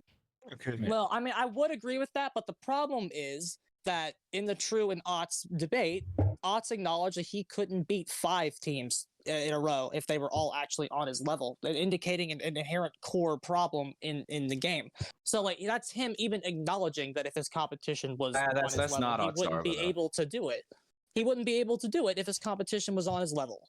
And he even admitted that. If MMR goes in and starts working, there will be no more of those. And that's his own admission at this point. Well, yeah, Like- because by the time he's on his second like win streak, he's like 2 hours into a stream because of his queue times. It's just that's why. Well, that's not what he meant. That's I not fair know to it's say. not what he meant. That's but it not just fair to comes say. That's down not to what he it. meant. have you, Scott? Have you considered doing streaks at all? Have you done streaks before? Or I did one joke one like 3 years ago with Speed Limiter Leatherface. That's it. Yeah. Hey, I saw that 15-win blight streak, bruh. That was just a video. Like, I didn't even like. I didn't even advertise it as like a. Saw Scott that, is bro. the calmest like DBD player when it comes to this game. I feel like now. I'm just fucking old, dude. But like, it's. I think like, all right, let's play devil's advocate. Let's assume that Otts is actually trying to make a grand statement, and he's trying to say, look how amazing I am. Even this is definitely not what he's doing. But let's just pretend that he is doing that. So, Rosie, you would agree that probably for everyone that's not, Nurse or Spirit, that for the most part at the very top level, it's mostly up to the survivors making mistakes, right? Oh, yeah. Okay. So, would you say that the killer's ability to capitalize on a mistake is a killer skill that you can learn? Depending on the mistake that it is. If it's a really, really bad mistake, it doesn't take a top-level killer to punish it. If it's a really... It depends on the mistake. We'd have to watch the actual mistake happen. But you're entertaining the possibility that it could, a poor decision to go to a gen or try to pick somebody up. Just like little tiny things like that. There are things that, survivors will make mistakes and the killers can capitalize on them. And even if it's, minor, that is something that separates, very good killers from bad killers, the ability to capitalize on the mistakes, right? I mean, it's still depending on, like, if somebody runs out and does a bad heal against Bubba, that's, like, I don't think it takes Otts to do a chainsaw there. It's the mistake in question that we'd have to, like, give me an example of a mistake you're talking about. I'm talking like a strategic mistake. Maybe they try to stay on a gen too long because they see the killer is kind of proxying nearby, but they overjudge the distance that he is, not realizing they could have made a save, then the guy dies instead, or something like that. I don't know. It's hard to make an exact scenario like that. Well, was the killer even involved with that play? Because if they stay on the gen too long and the guy dies, and we're assuming the killer is not camping, the killer had nothing to do with the play. But it's based on the killer's position and the survivor's decision to reflect on where the actual killer is. I'm saying it's still a mistake that the survivors could make, and you're arguing that it had no impact, like the killer had no impact on that, right? You're saying... I mean, he hooked... I still... So a guy's on the hook. And well, I think we're dancing around hypothetical situations that don't matter. Would you just agree, at the very least, that a killer's ability to capitalize on mistakes is a skill? Well... The answer should be yes. Come on, well, man. I mean, yes. But the problem is, like, it depends. Like, there are bigger mistakes than others. If there are, that's. I'm not asking for specifics, man. I'm just asking. It's a yes or no question. Well, I mean, I feel like that's an important distinction. I feel like you're trying to trap me into something here. Like I am trying to trap you into something. Well, it's an important distinction to note that each mistake is its own mistake, and it depends on what the mistake actually is. If the mistake is super low brain, then anybody can punish it, and you'd have to go watch. We'd have to go watch any video, streak video, on a case by case basis to figure out the mistakes. You see, you're trying to trap me into something. I'm not going to grant you that point. Okay, here you go. The worst killer in the game doesn't have the skill to capitalize on that healing situation, right? So at the very least, there is skill to capitalize and to say, hey, they're healing rather than M1. I could probably down 2, right? Yeah, So we don't have to complicate it's still this. A skill. Yeah, it's still a skill. You're basically arguing right now that a rank 20 can, capitalize on a mistake as well as Ots, which is otherwise you would answer the question yes. Like you're just trying to just put little things in there. At the end of the day, the answer depends on whether or not the survivor's got an E button on their keyboard. Let's be serious. Well, it depends on the mistake, and not every killer can punish. Like, okay, I'm not trying to make a claim that a rank 20 can punish any mistake. I'm not. What I'm trying to talk about is a killer like Jayalo, a killer like myself, a killer like Thasner in the comment section, a killer that we're not as well known, but like we've been red ranked this whole time too. Like I think a large majority of us can punish those mistakes you're talking about. Great. Rosie, you're bringing Dance With Me to this conversation, and that perk is not involved here, sir. We need you to answer the question. Well, why? Like, I don't understand. All right, here. I will tell you my endpoint, but before you have to answer it, the endpoint is that if Ots is able to do that, if he's able to capitalize on mistakes better than other people, even if it's just a little bit, it indicates that he is possibly able to do these streaks because he's a little better at doing that. So there's a skill component involved, and it's not meaningless entirely. That's it. That's all I'm trying to say. Well, I mean, I just don't think Rosie. it takes a serious amount. Please of drop skill. it. Please drop it. If somebody is at a dead zone and you have nurses calling, it doesn't take Ots to do that. It just doesn't. That's true. It doesn't take Ots to do that. Yeah, let me just put an example out there. I think we spoke about it at the very, very beginning about skill. And like I said, so if I am learning to drive a car, I'm doing things consciously. I am looking out for everything around me, I'm conscious of what's going on. After I've been driving for a long time, I'll drive somewhere and I'll be like, I can't even remember that journey because I've just done it subconsciously. It's a basics of learning. And that's where I think the difference is when it comes to the hours that the people have put in. So as I say, we mentioned it right at the beginning about what is skill. When I watched the Otofu video, and he pointed something out, I didn't notice it. And because I haven't got as much hours as what he has. So for me, I've got to consciously, for example, look out for crows moving, whereas he instantly picked up on that on a video and just went, you've missed that, to the killer that he was reviewing the video on. And I think that's a difference. And it is. So I think, could I do a 50 win streak? No, I don't think I could. So for me personally, I'm not. And I know, Captain Salty, you said at one point before that I'm discrediting the streamers who do it. And I said I'm not discrediting them.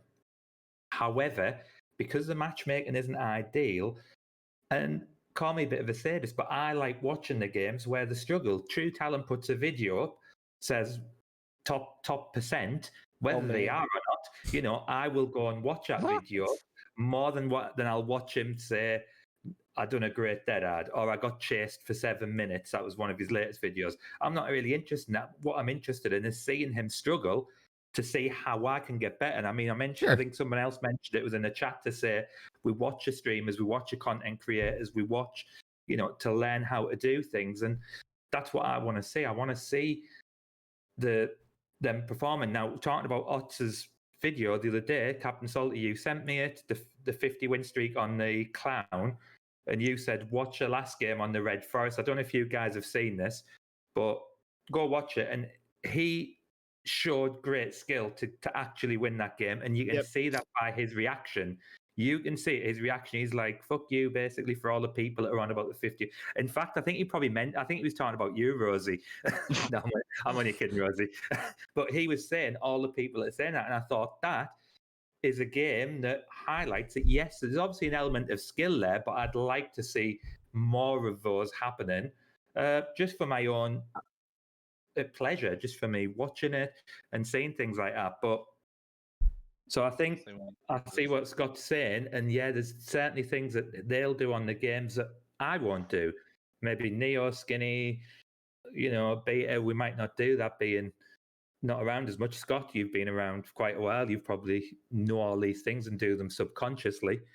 So there is the element of skill there, but Here's I want to get into about it is, and this is the best example that I can think of that factors in everything. So I'm a BJJ practitioner. I do Brazilian Jiu-Jitsu and stuff like that, and I've seen what it comes down to is the fundamentals, which is a skill to maintain while you're also learning new things. So even though something can be the smallest mistake that even a white or a blue belt can do, I have seen attorneys, a black belt, capitalize on something so fundamental that a blue belt or anyone else lower would know how to do, something that they've learned over 15 years of experience plus.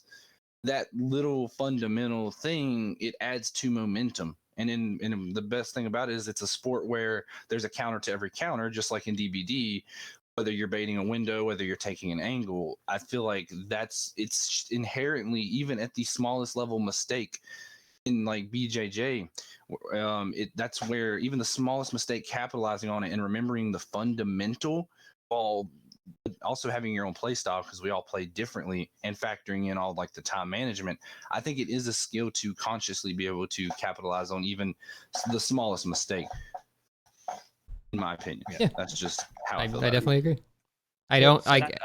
As much as people say that they probably could, I don't think everyone can do a 50 win streak with clowns, even with bad matchmaking and half the teams are just terrible. I don't think, because even terrible teams can beat a clown. Like, we know it's really not that hard for survivors to just sit on gens, and if you get, one bad chase, that's it.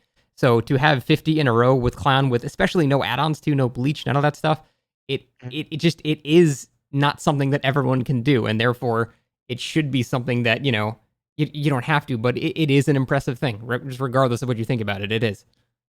Okay, but there's a slight inconsistency there, because you said it doesn't take a good team to beat the clown. True. So it doesn't take a good team to beat the clown. So what can we expect taking it full circle back to MMR? What percentage of teams of the top blank percent of teams? What percent of teams beat clown? It doesn't matter, because the clown won't be going against them, because their MMR won't be able to go high enough. Well, yeah, but so it'll cap off somewhere. Right. So where's clown's MMR cap off? That would be the question. Surely you can't announce a specific value to something like that until we know exactly how MMR is calculated. Yeah, but like my point is, it's not 1%, which means indicating that the balance is a problem other than at the top 1%, which is what I've been saying this entire time. But no one disagrees with that. You also argued that you wanted it balanced around the top percent too, though, in one of your videos that you did too. Well, yeah, we definitely need it balanced around the higher percentages. I don't know if one is the way to go. We'd have to see what the MMR system produces. But the problem is we have an admission that it doesn't take a tournament team, quote unquote, to beat clown. What do you mean we have an admission? Like, everybody knows that, dude. It's just like super common knowledge. But like the problem, you would be very, very surprised if you were in social media groups for this game. I very much promise you would be very, very surprised at the general lack of common sense that everybody seems to possess down there. It's a cesspool. But that's why I get extremely upset at the fact because people love to use you guys. Okay? People love to use you. And you don't see it. No, I absolutely see it. I see people parroting my pings all the time, and it's annoying. I get it, man. They use you, and I mean it's not even your fault, but they use you to such an extreme degree. That's why I love your rework series, bruh. Please keep doing it. Please. All right. But I think you confuse me so much, man, because like on the one hand you shit on the devs so much, which they frankly deserve a lot of the time, but then you also have such an idealistic view where you think they're going to do all these wonderful changes, and so the system, like the MMR system, is going to be okay because they're going to make these changes. Like, you hate them and yet trust them immensely. It makes no sense to me. I don't trust them at all. Well, then why do you think it's a good idea? Because it's what we should be doing. If the devs botch it, that's great. That's Fantasyland, though. That's not what's going to happen. So why do you think it's a good idea? Fantasyland. It's what should we be doing? If we are trying to go in the good direction, if they botch it, I'll get off their back. It's like, yeah, we'll say, lol, they botched it. It's funny, like we did with the first time. Like, lol, they botched it. They botched it, and they'll probably botch it again because we don't know what they're even doing. You said that before. We don't know what they're even doing. We don't know how they're analyzing literally anything. It's sketchy, and yeah, it's probably going to fail because we are not. I wish that they would actually tell us something. They completely dodged that question in the Q&A, and they didn't tell us jack shit. But I would rather them be communicating on what they're trying to do, and then it fails, and then to just see nothing happening. Yeah. So can I ask, why don't you enjoy the game as it is right now? Like, what's your issues with the game like right now? What are my issues with the game right now? Yeah, because like, we were talking about those games really, the ones that we remember a lot more. A negative outweighs the gains of one positive by like two. That's usually the reason that the reason that they sting, it's not that they even stink, is like, I mean, like I said last week, I'm laughing when those games happen. But I sit here playing rank 17s, rank 15s, rank 10s. It's almost insulting to me, and I feel like the game is babying. I said red rank. Like, I'm rank 17s consistently, rank 15s, rank, like it's a joke, and I don't like bullying those people. I just want to get it over with as fast as I can, and maybe next game will be somebody good. Like, you want, and again, the amount of satisfaction, and I guess the word fun would be better for this conversation, is completely determined on my ability to defeat good opposition. If I'm just, it's like throwing ants with a magnifying glass. I don't find that fun.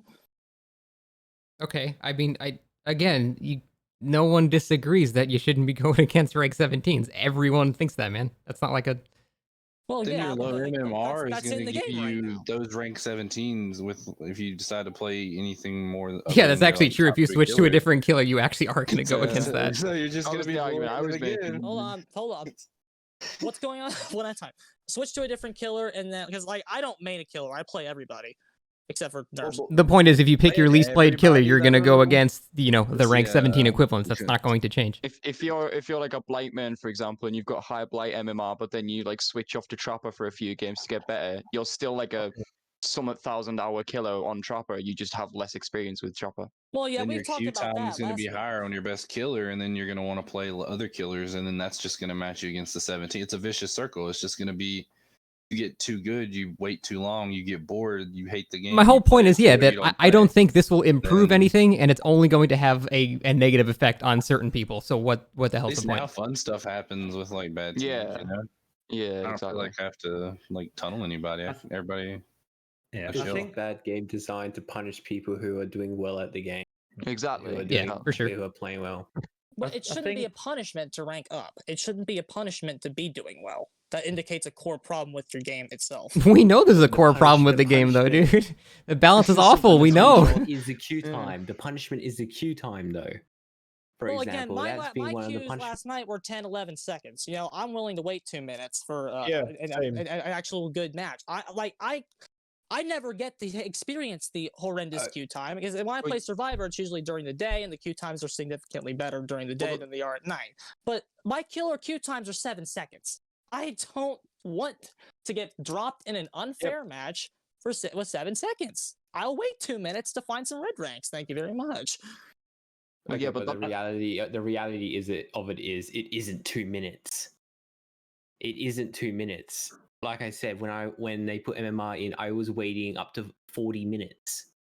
I think that'll flesh itself out as people keep getting up. I think that's but people won't keep getting up if the queue times are diabolical at the start. They can't play to begin with to even affect their rating. Yeah, they won't bother to get their MMR higher because they'll barely get through 2 games. That's why I think it's so. Introduce it gradually. They don't turn it off a little bit slower, and then just as your MMR goes up, and then as people catch up, and they're like, you can introduce the system gradually till the queue times aren't a problem. I don't really know. Like the queue time aspect is admittedly the aspect that I've thought the least about, because it's one of them issues that I don't know much about, so I just don't really want to comment on it that much. Well, this is why I said you should do a casual and a ranked queue, because that way then you're not forced into MMR, and then the queue times won't be awful because you can just switch to different game modes. You know, if you want a fun random game, go hop in casual. I'm sure the queue times will be really quick. If you want a sweaty competitive game, go hop in ranked. It might take slightly longer, but you're literally queuing for a more competitive experience.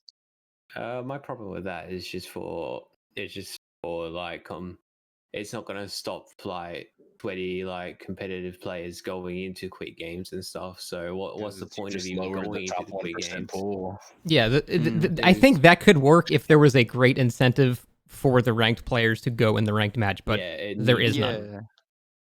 So again, we're talking about hypothetical, wonderful things that we hope they would do, but that's not the reality of what the game currently is. I think Oryx cells are the perfect solution there. Just rank. Nah, they won't do that. They want their money. Baby. They want their money.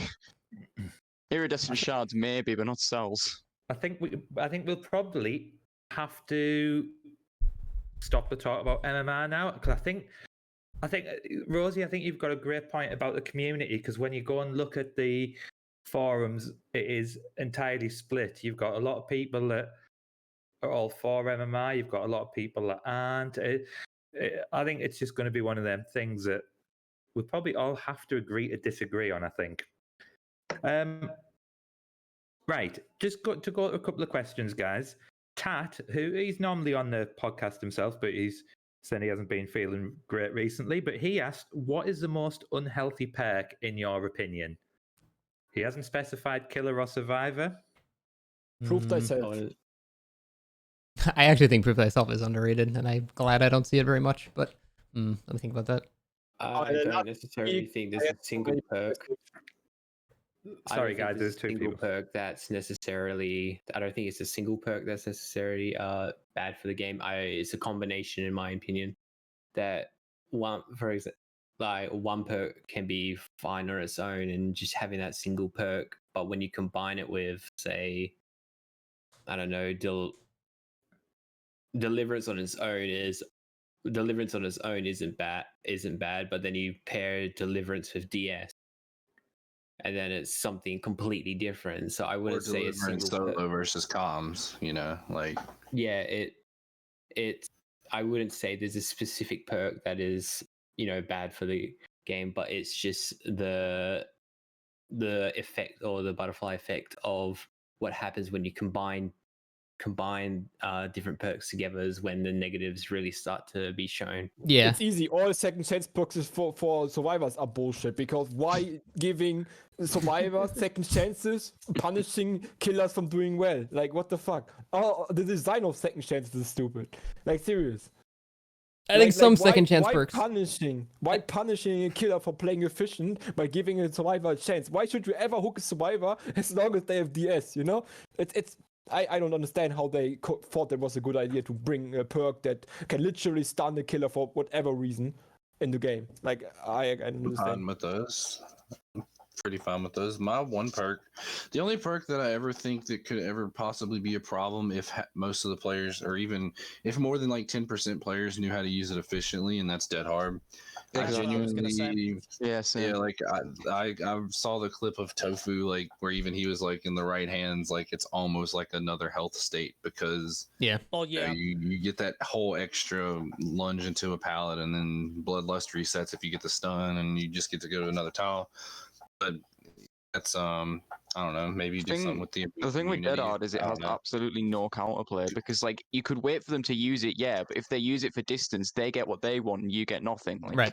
How is that? You sometimes time it at the pallets where it's like oh, you have Dead Hard and you wait, and then you swing near the end of the animation where they can't drop the pallet, but that involves being so close to them. Like, it's inconsistent too, depending on like latency and stuff like that. Yeah. I actually hate Sprint Burst more than Dead Hard if a team uses it efficiently. I think Sprint Burst is the strongest thing that they can bring. by far. Burst is the best Because exhaustion perk. Dead Hard's probably just the most problematic. Yeah, I think if a very good team has 4 sprint bursts and they know how to use it correctly, there are no dead zones anymore. Every area is now safe, which is unbelievably strong. So I actually hate sprint bursts more. The problem with sprint burst is also that it's just on gen jockeys most of the time. So you pressure the gen and then woo, they're gone. You know? Exactly. That's if Well, the I combination think with with that two is, boxes and stuff like that. it depends on the killer as well, because if I'm a Legion and I see somebody sprint burst, I go, woo, no dead hard, beautiful. But so it kind of just depends on the killer, because if you're Leatherface or Hillbilly, you hate sprint burst more. It's a killer dependent thing. But like, I think we definitely have an understanding that it's definitely the exhaustion burst for some way, shape, or form. Which, I mean, if the objective was slow enough to justify their existence, it would be okay. But as it stands now, the objective just goes too fast, and so that the ability to keep that first down from happening is just the most important part of the game. How do y'all feel about smash hit? Not dead hard sprint burst. I don't drop care. it. That's good for people that hate dropping a Spirit Fury and power Enduring, line. but other than that, the other exhaustion perks I think is still better. Still better. That's fair. The problem with go on, perks Liam. like Dead Hard and stuff like that are that 1v1 is way too powerful for survivors, and that should not be the case. Because 1v1 is getting the chases is the only objective that have to do chases are killers. Why should survivors have anything to deny you the down? Which is like that's why I think they need to nerf a tile so that good survivors still can get much time out of the chase, but the killer will eventually get you anyway, because denying an entire fucking objective from a killer just because of the usage in a perk in the right moment is just fucking stupid. Like, why do we have survivors so much counterplay in 1v1? Why is that a thing? It's a thing because the devs balance around fun, not whether or not it's balanced. And using Dead Hard to, get to a pallet is fun for survivors. I'm not saying that's a good thing. I'm just saying that's why it's like that. Yeah. And that they have to completely think about, like, this game is not 1v1, it's 1v4, and they have to make 1v1 either in the power of the killer, so they have the advantage in chases, so they can basically cut the chase time in half anyway, and it just depends on, does the survivor know how to rule perfectly? Does he know how to chain weaker tiles together so he gets maybe a 40-second chase, but he will still get downed? But bad survivors that don't know how to chain tiles yet, they will get down even like as fast as possible, like it's right now. Nothing will change just because you have more control over your chase, over your objective as a killer, if they just do that. Yeah. No, that's fair enough. So quite a few perks there. I have to agree. I mean, obviously, it's got to be an exhaustion perk, but prove thyself. At this moment, I find the gens just fly.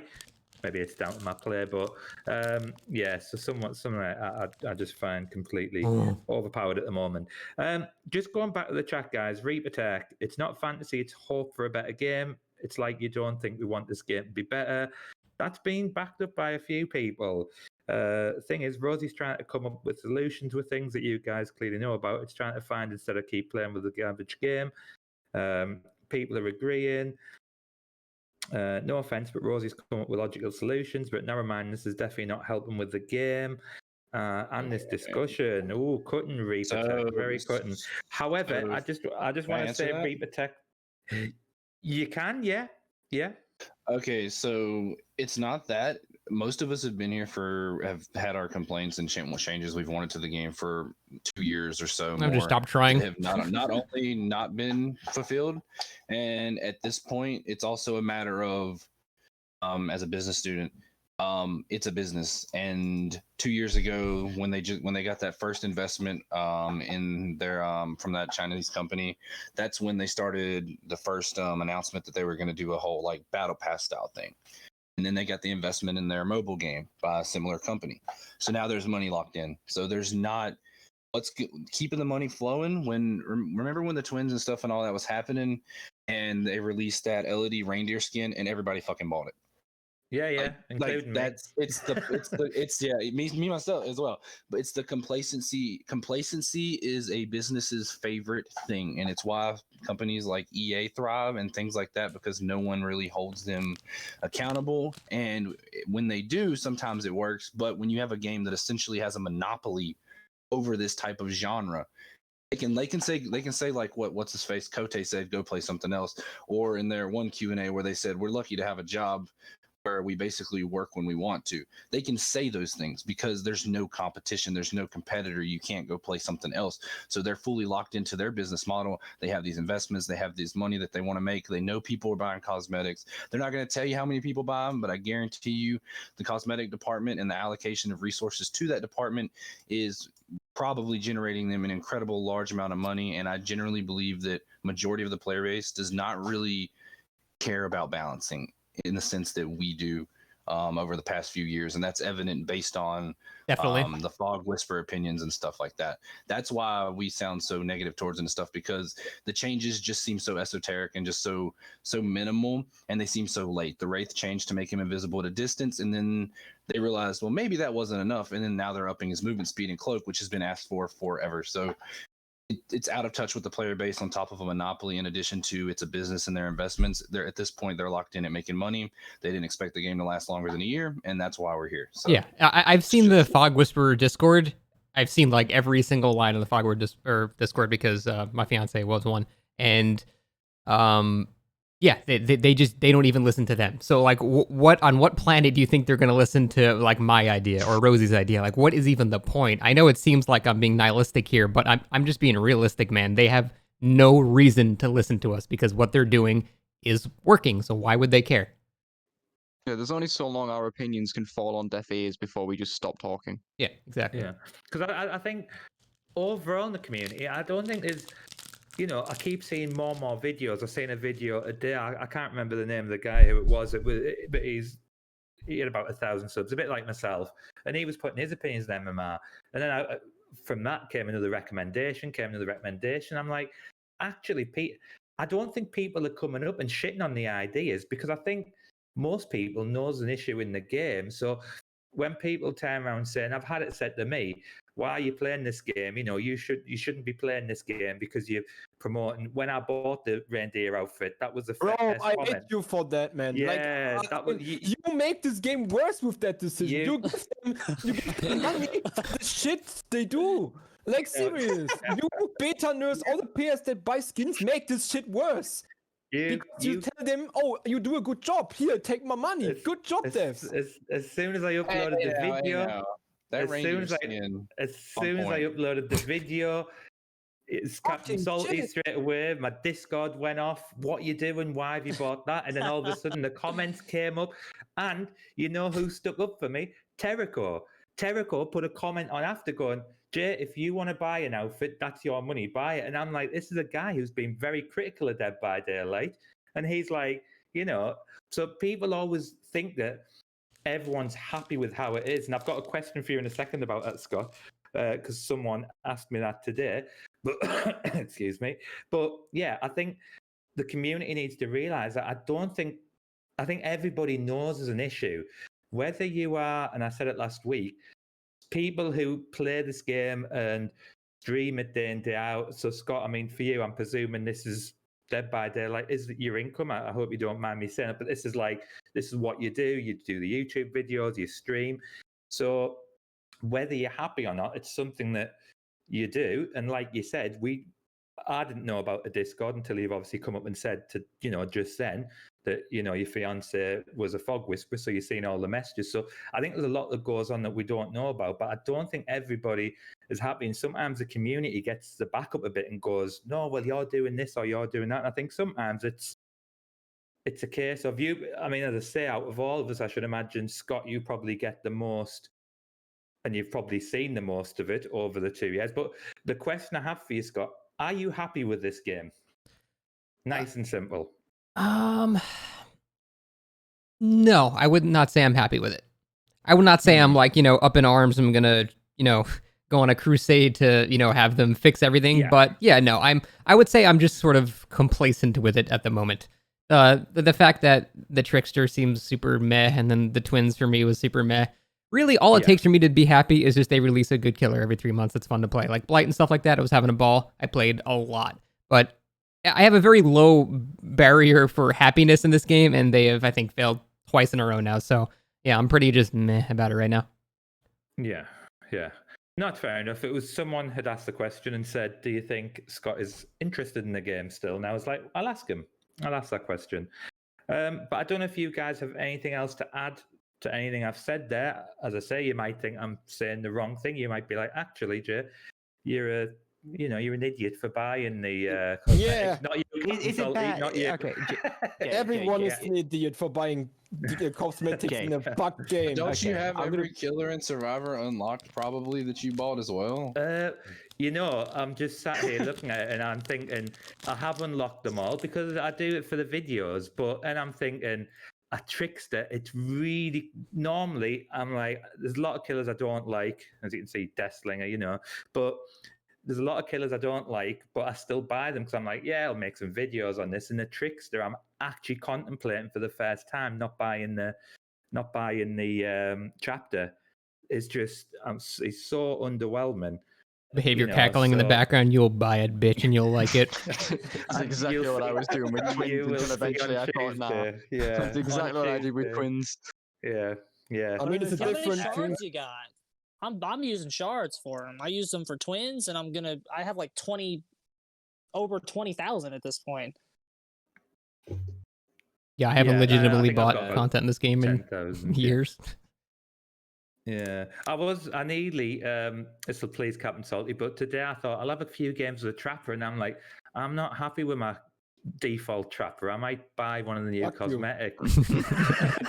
Can I be honest? Like when you were talking about the LED skin, and because I haven't actually bought that onesie, but just the fact that so many people were getting mad at you for it, I wanted to buy the skin just to despite. The thing is, it's about skins. Like, if you buy chapters or something, that's okay. You buy content that you actually have something on. But why buy skins? Skins don't do anything for the game. They don't have a balancing. They don't have anything. Like, that's the thing. If you buy DLCs, I'm okay with that shit. You know, you like Freddy, you buy Freddy because you like to play Freddy. That reindeer skin gave me +5 crafting in matches. So you know what you're talking about. Oh, you're trying to you're in an uphill battle against the microtransaction industry, which is it's seemingly undefeatable. So it's just that you gotta accept that. You out. I got banned from the game because of that. Like, was said, like, stop giving behavior money for stupid skins that don't fix the game. Like, the Captain Salty is toxic. We have to ban him. Like, seriously. It's a threat to the business. I was on the crusade for like 3 years now against behavior.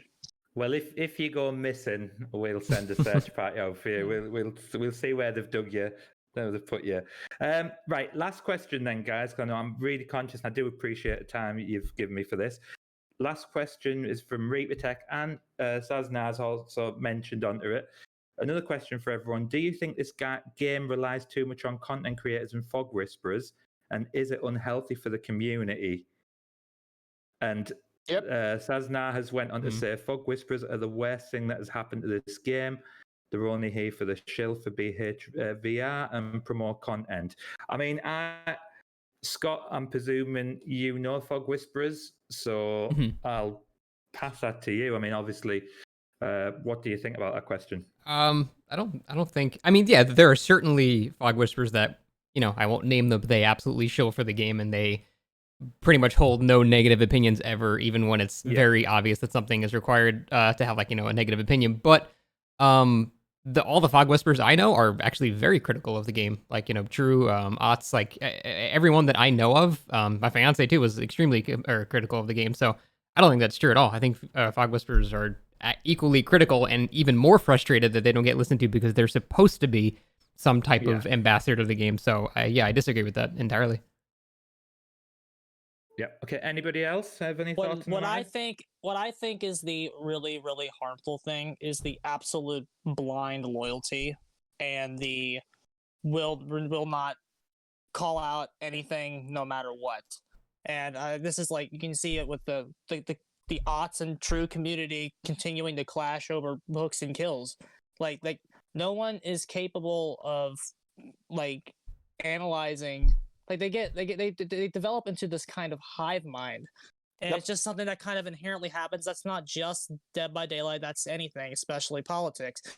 It's this hive mind mentality, and I just think, much like the greater world, if everybody would just think a little bit more and acknowledge the humanity and the mistakes of people and errors in their logic more often, it would be much better. See, I think that's actually really insulting because you're insinuating that everyone is a sheep.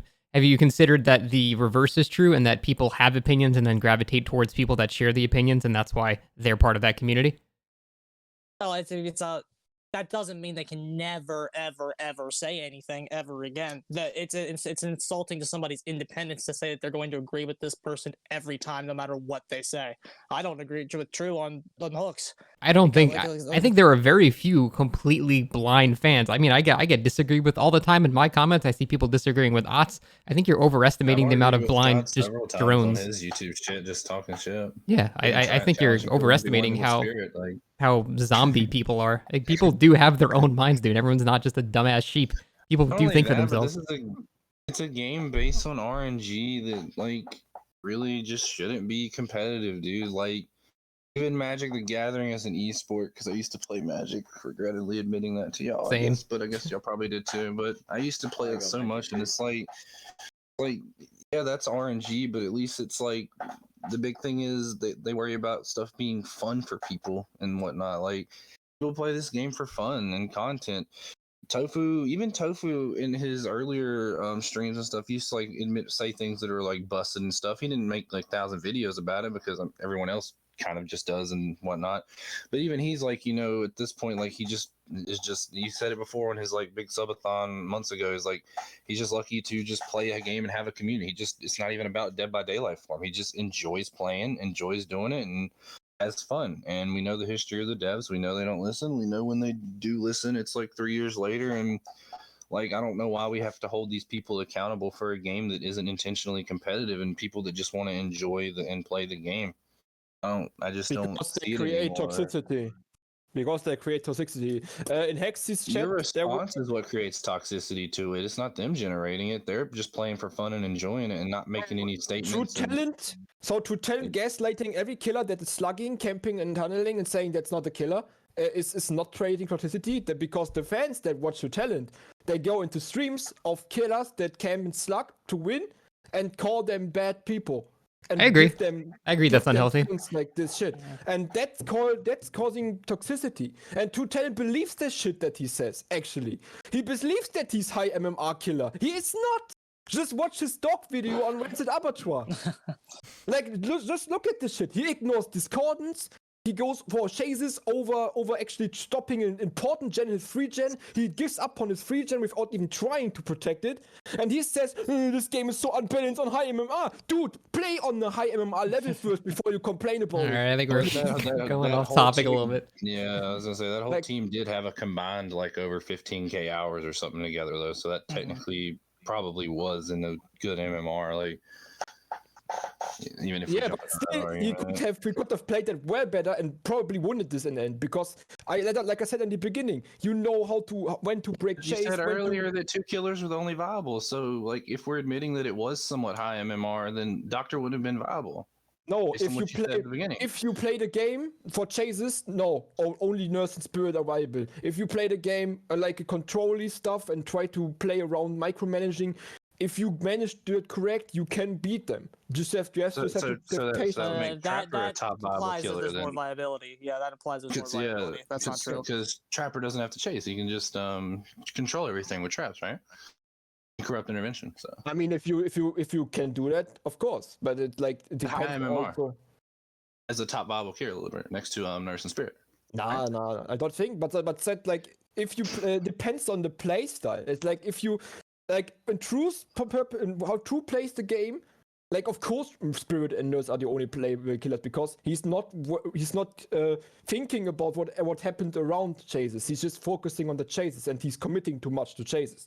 While Fungus, for example, can't play Freddy in high MMR because he is more of a control killer, which is this this example I wanted to say why Fungus will survive in high MMR and True won't, because he's not adapting to it. He thinks he can play the game the way he can play against potatoes, by just outplaying people in chases. But killer that actually play on sweaty games and like to sweat and have those pretty hard games, they know that they can't play the way like the game's supposed to be played, or they have to make their own thing of how to play the game. Like, you have to be more patient. You have to, like I say, it's more of a chess game. So than now other actually killers can compete at the highest MMR, which we said couldn't happen. Dude, like you all think about this chasing mentality. Like, if you go for this chasing mentality, just having to go through pellet and looping, or of course, Nurse ignores all the loops. If you ignore strong loopers and go for weaker links, and you do that correctly, it can be that more killers are viable, but you have to have a deeper understanding of the issues here in this case. It's like you have one guy that has his personal thing of how he enjoys playing killer. It's one small part of being killer. Like, and he says killer is not fun in high rank because I can't play the way I want. And that's like, just adapt, and then if you still can't do it, then you can say it's a problem. But having a guy that is sugarcoating everything in this game just because it's not his playstyle that is working, but it's like, maybe if he adapts to something and he's actually sticking to the free gen, he realizes that maybe if you adapt to something, like, it's not like you don't have a chance to win it. It's just so far said it in high ranks, but it doesn't mean that you don't win it. What was the original question again? Okay. I don't know. You know, all that was going through my mind there was was thinking about poetry. He was getting some stick there, yeah. but if it makes, you know, he probably doesn't know about any of this, but I get the same off Captain Salty though. Every time I upload a video, I get a message telling me I was carried by my perk.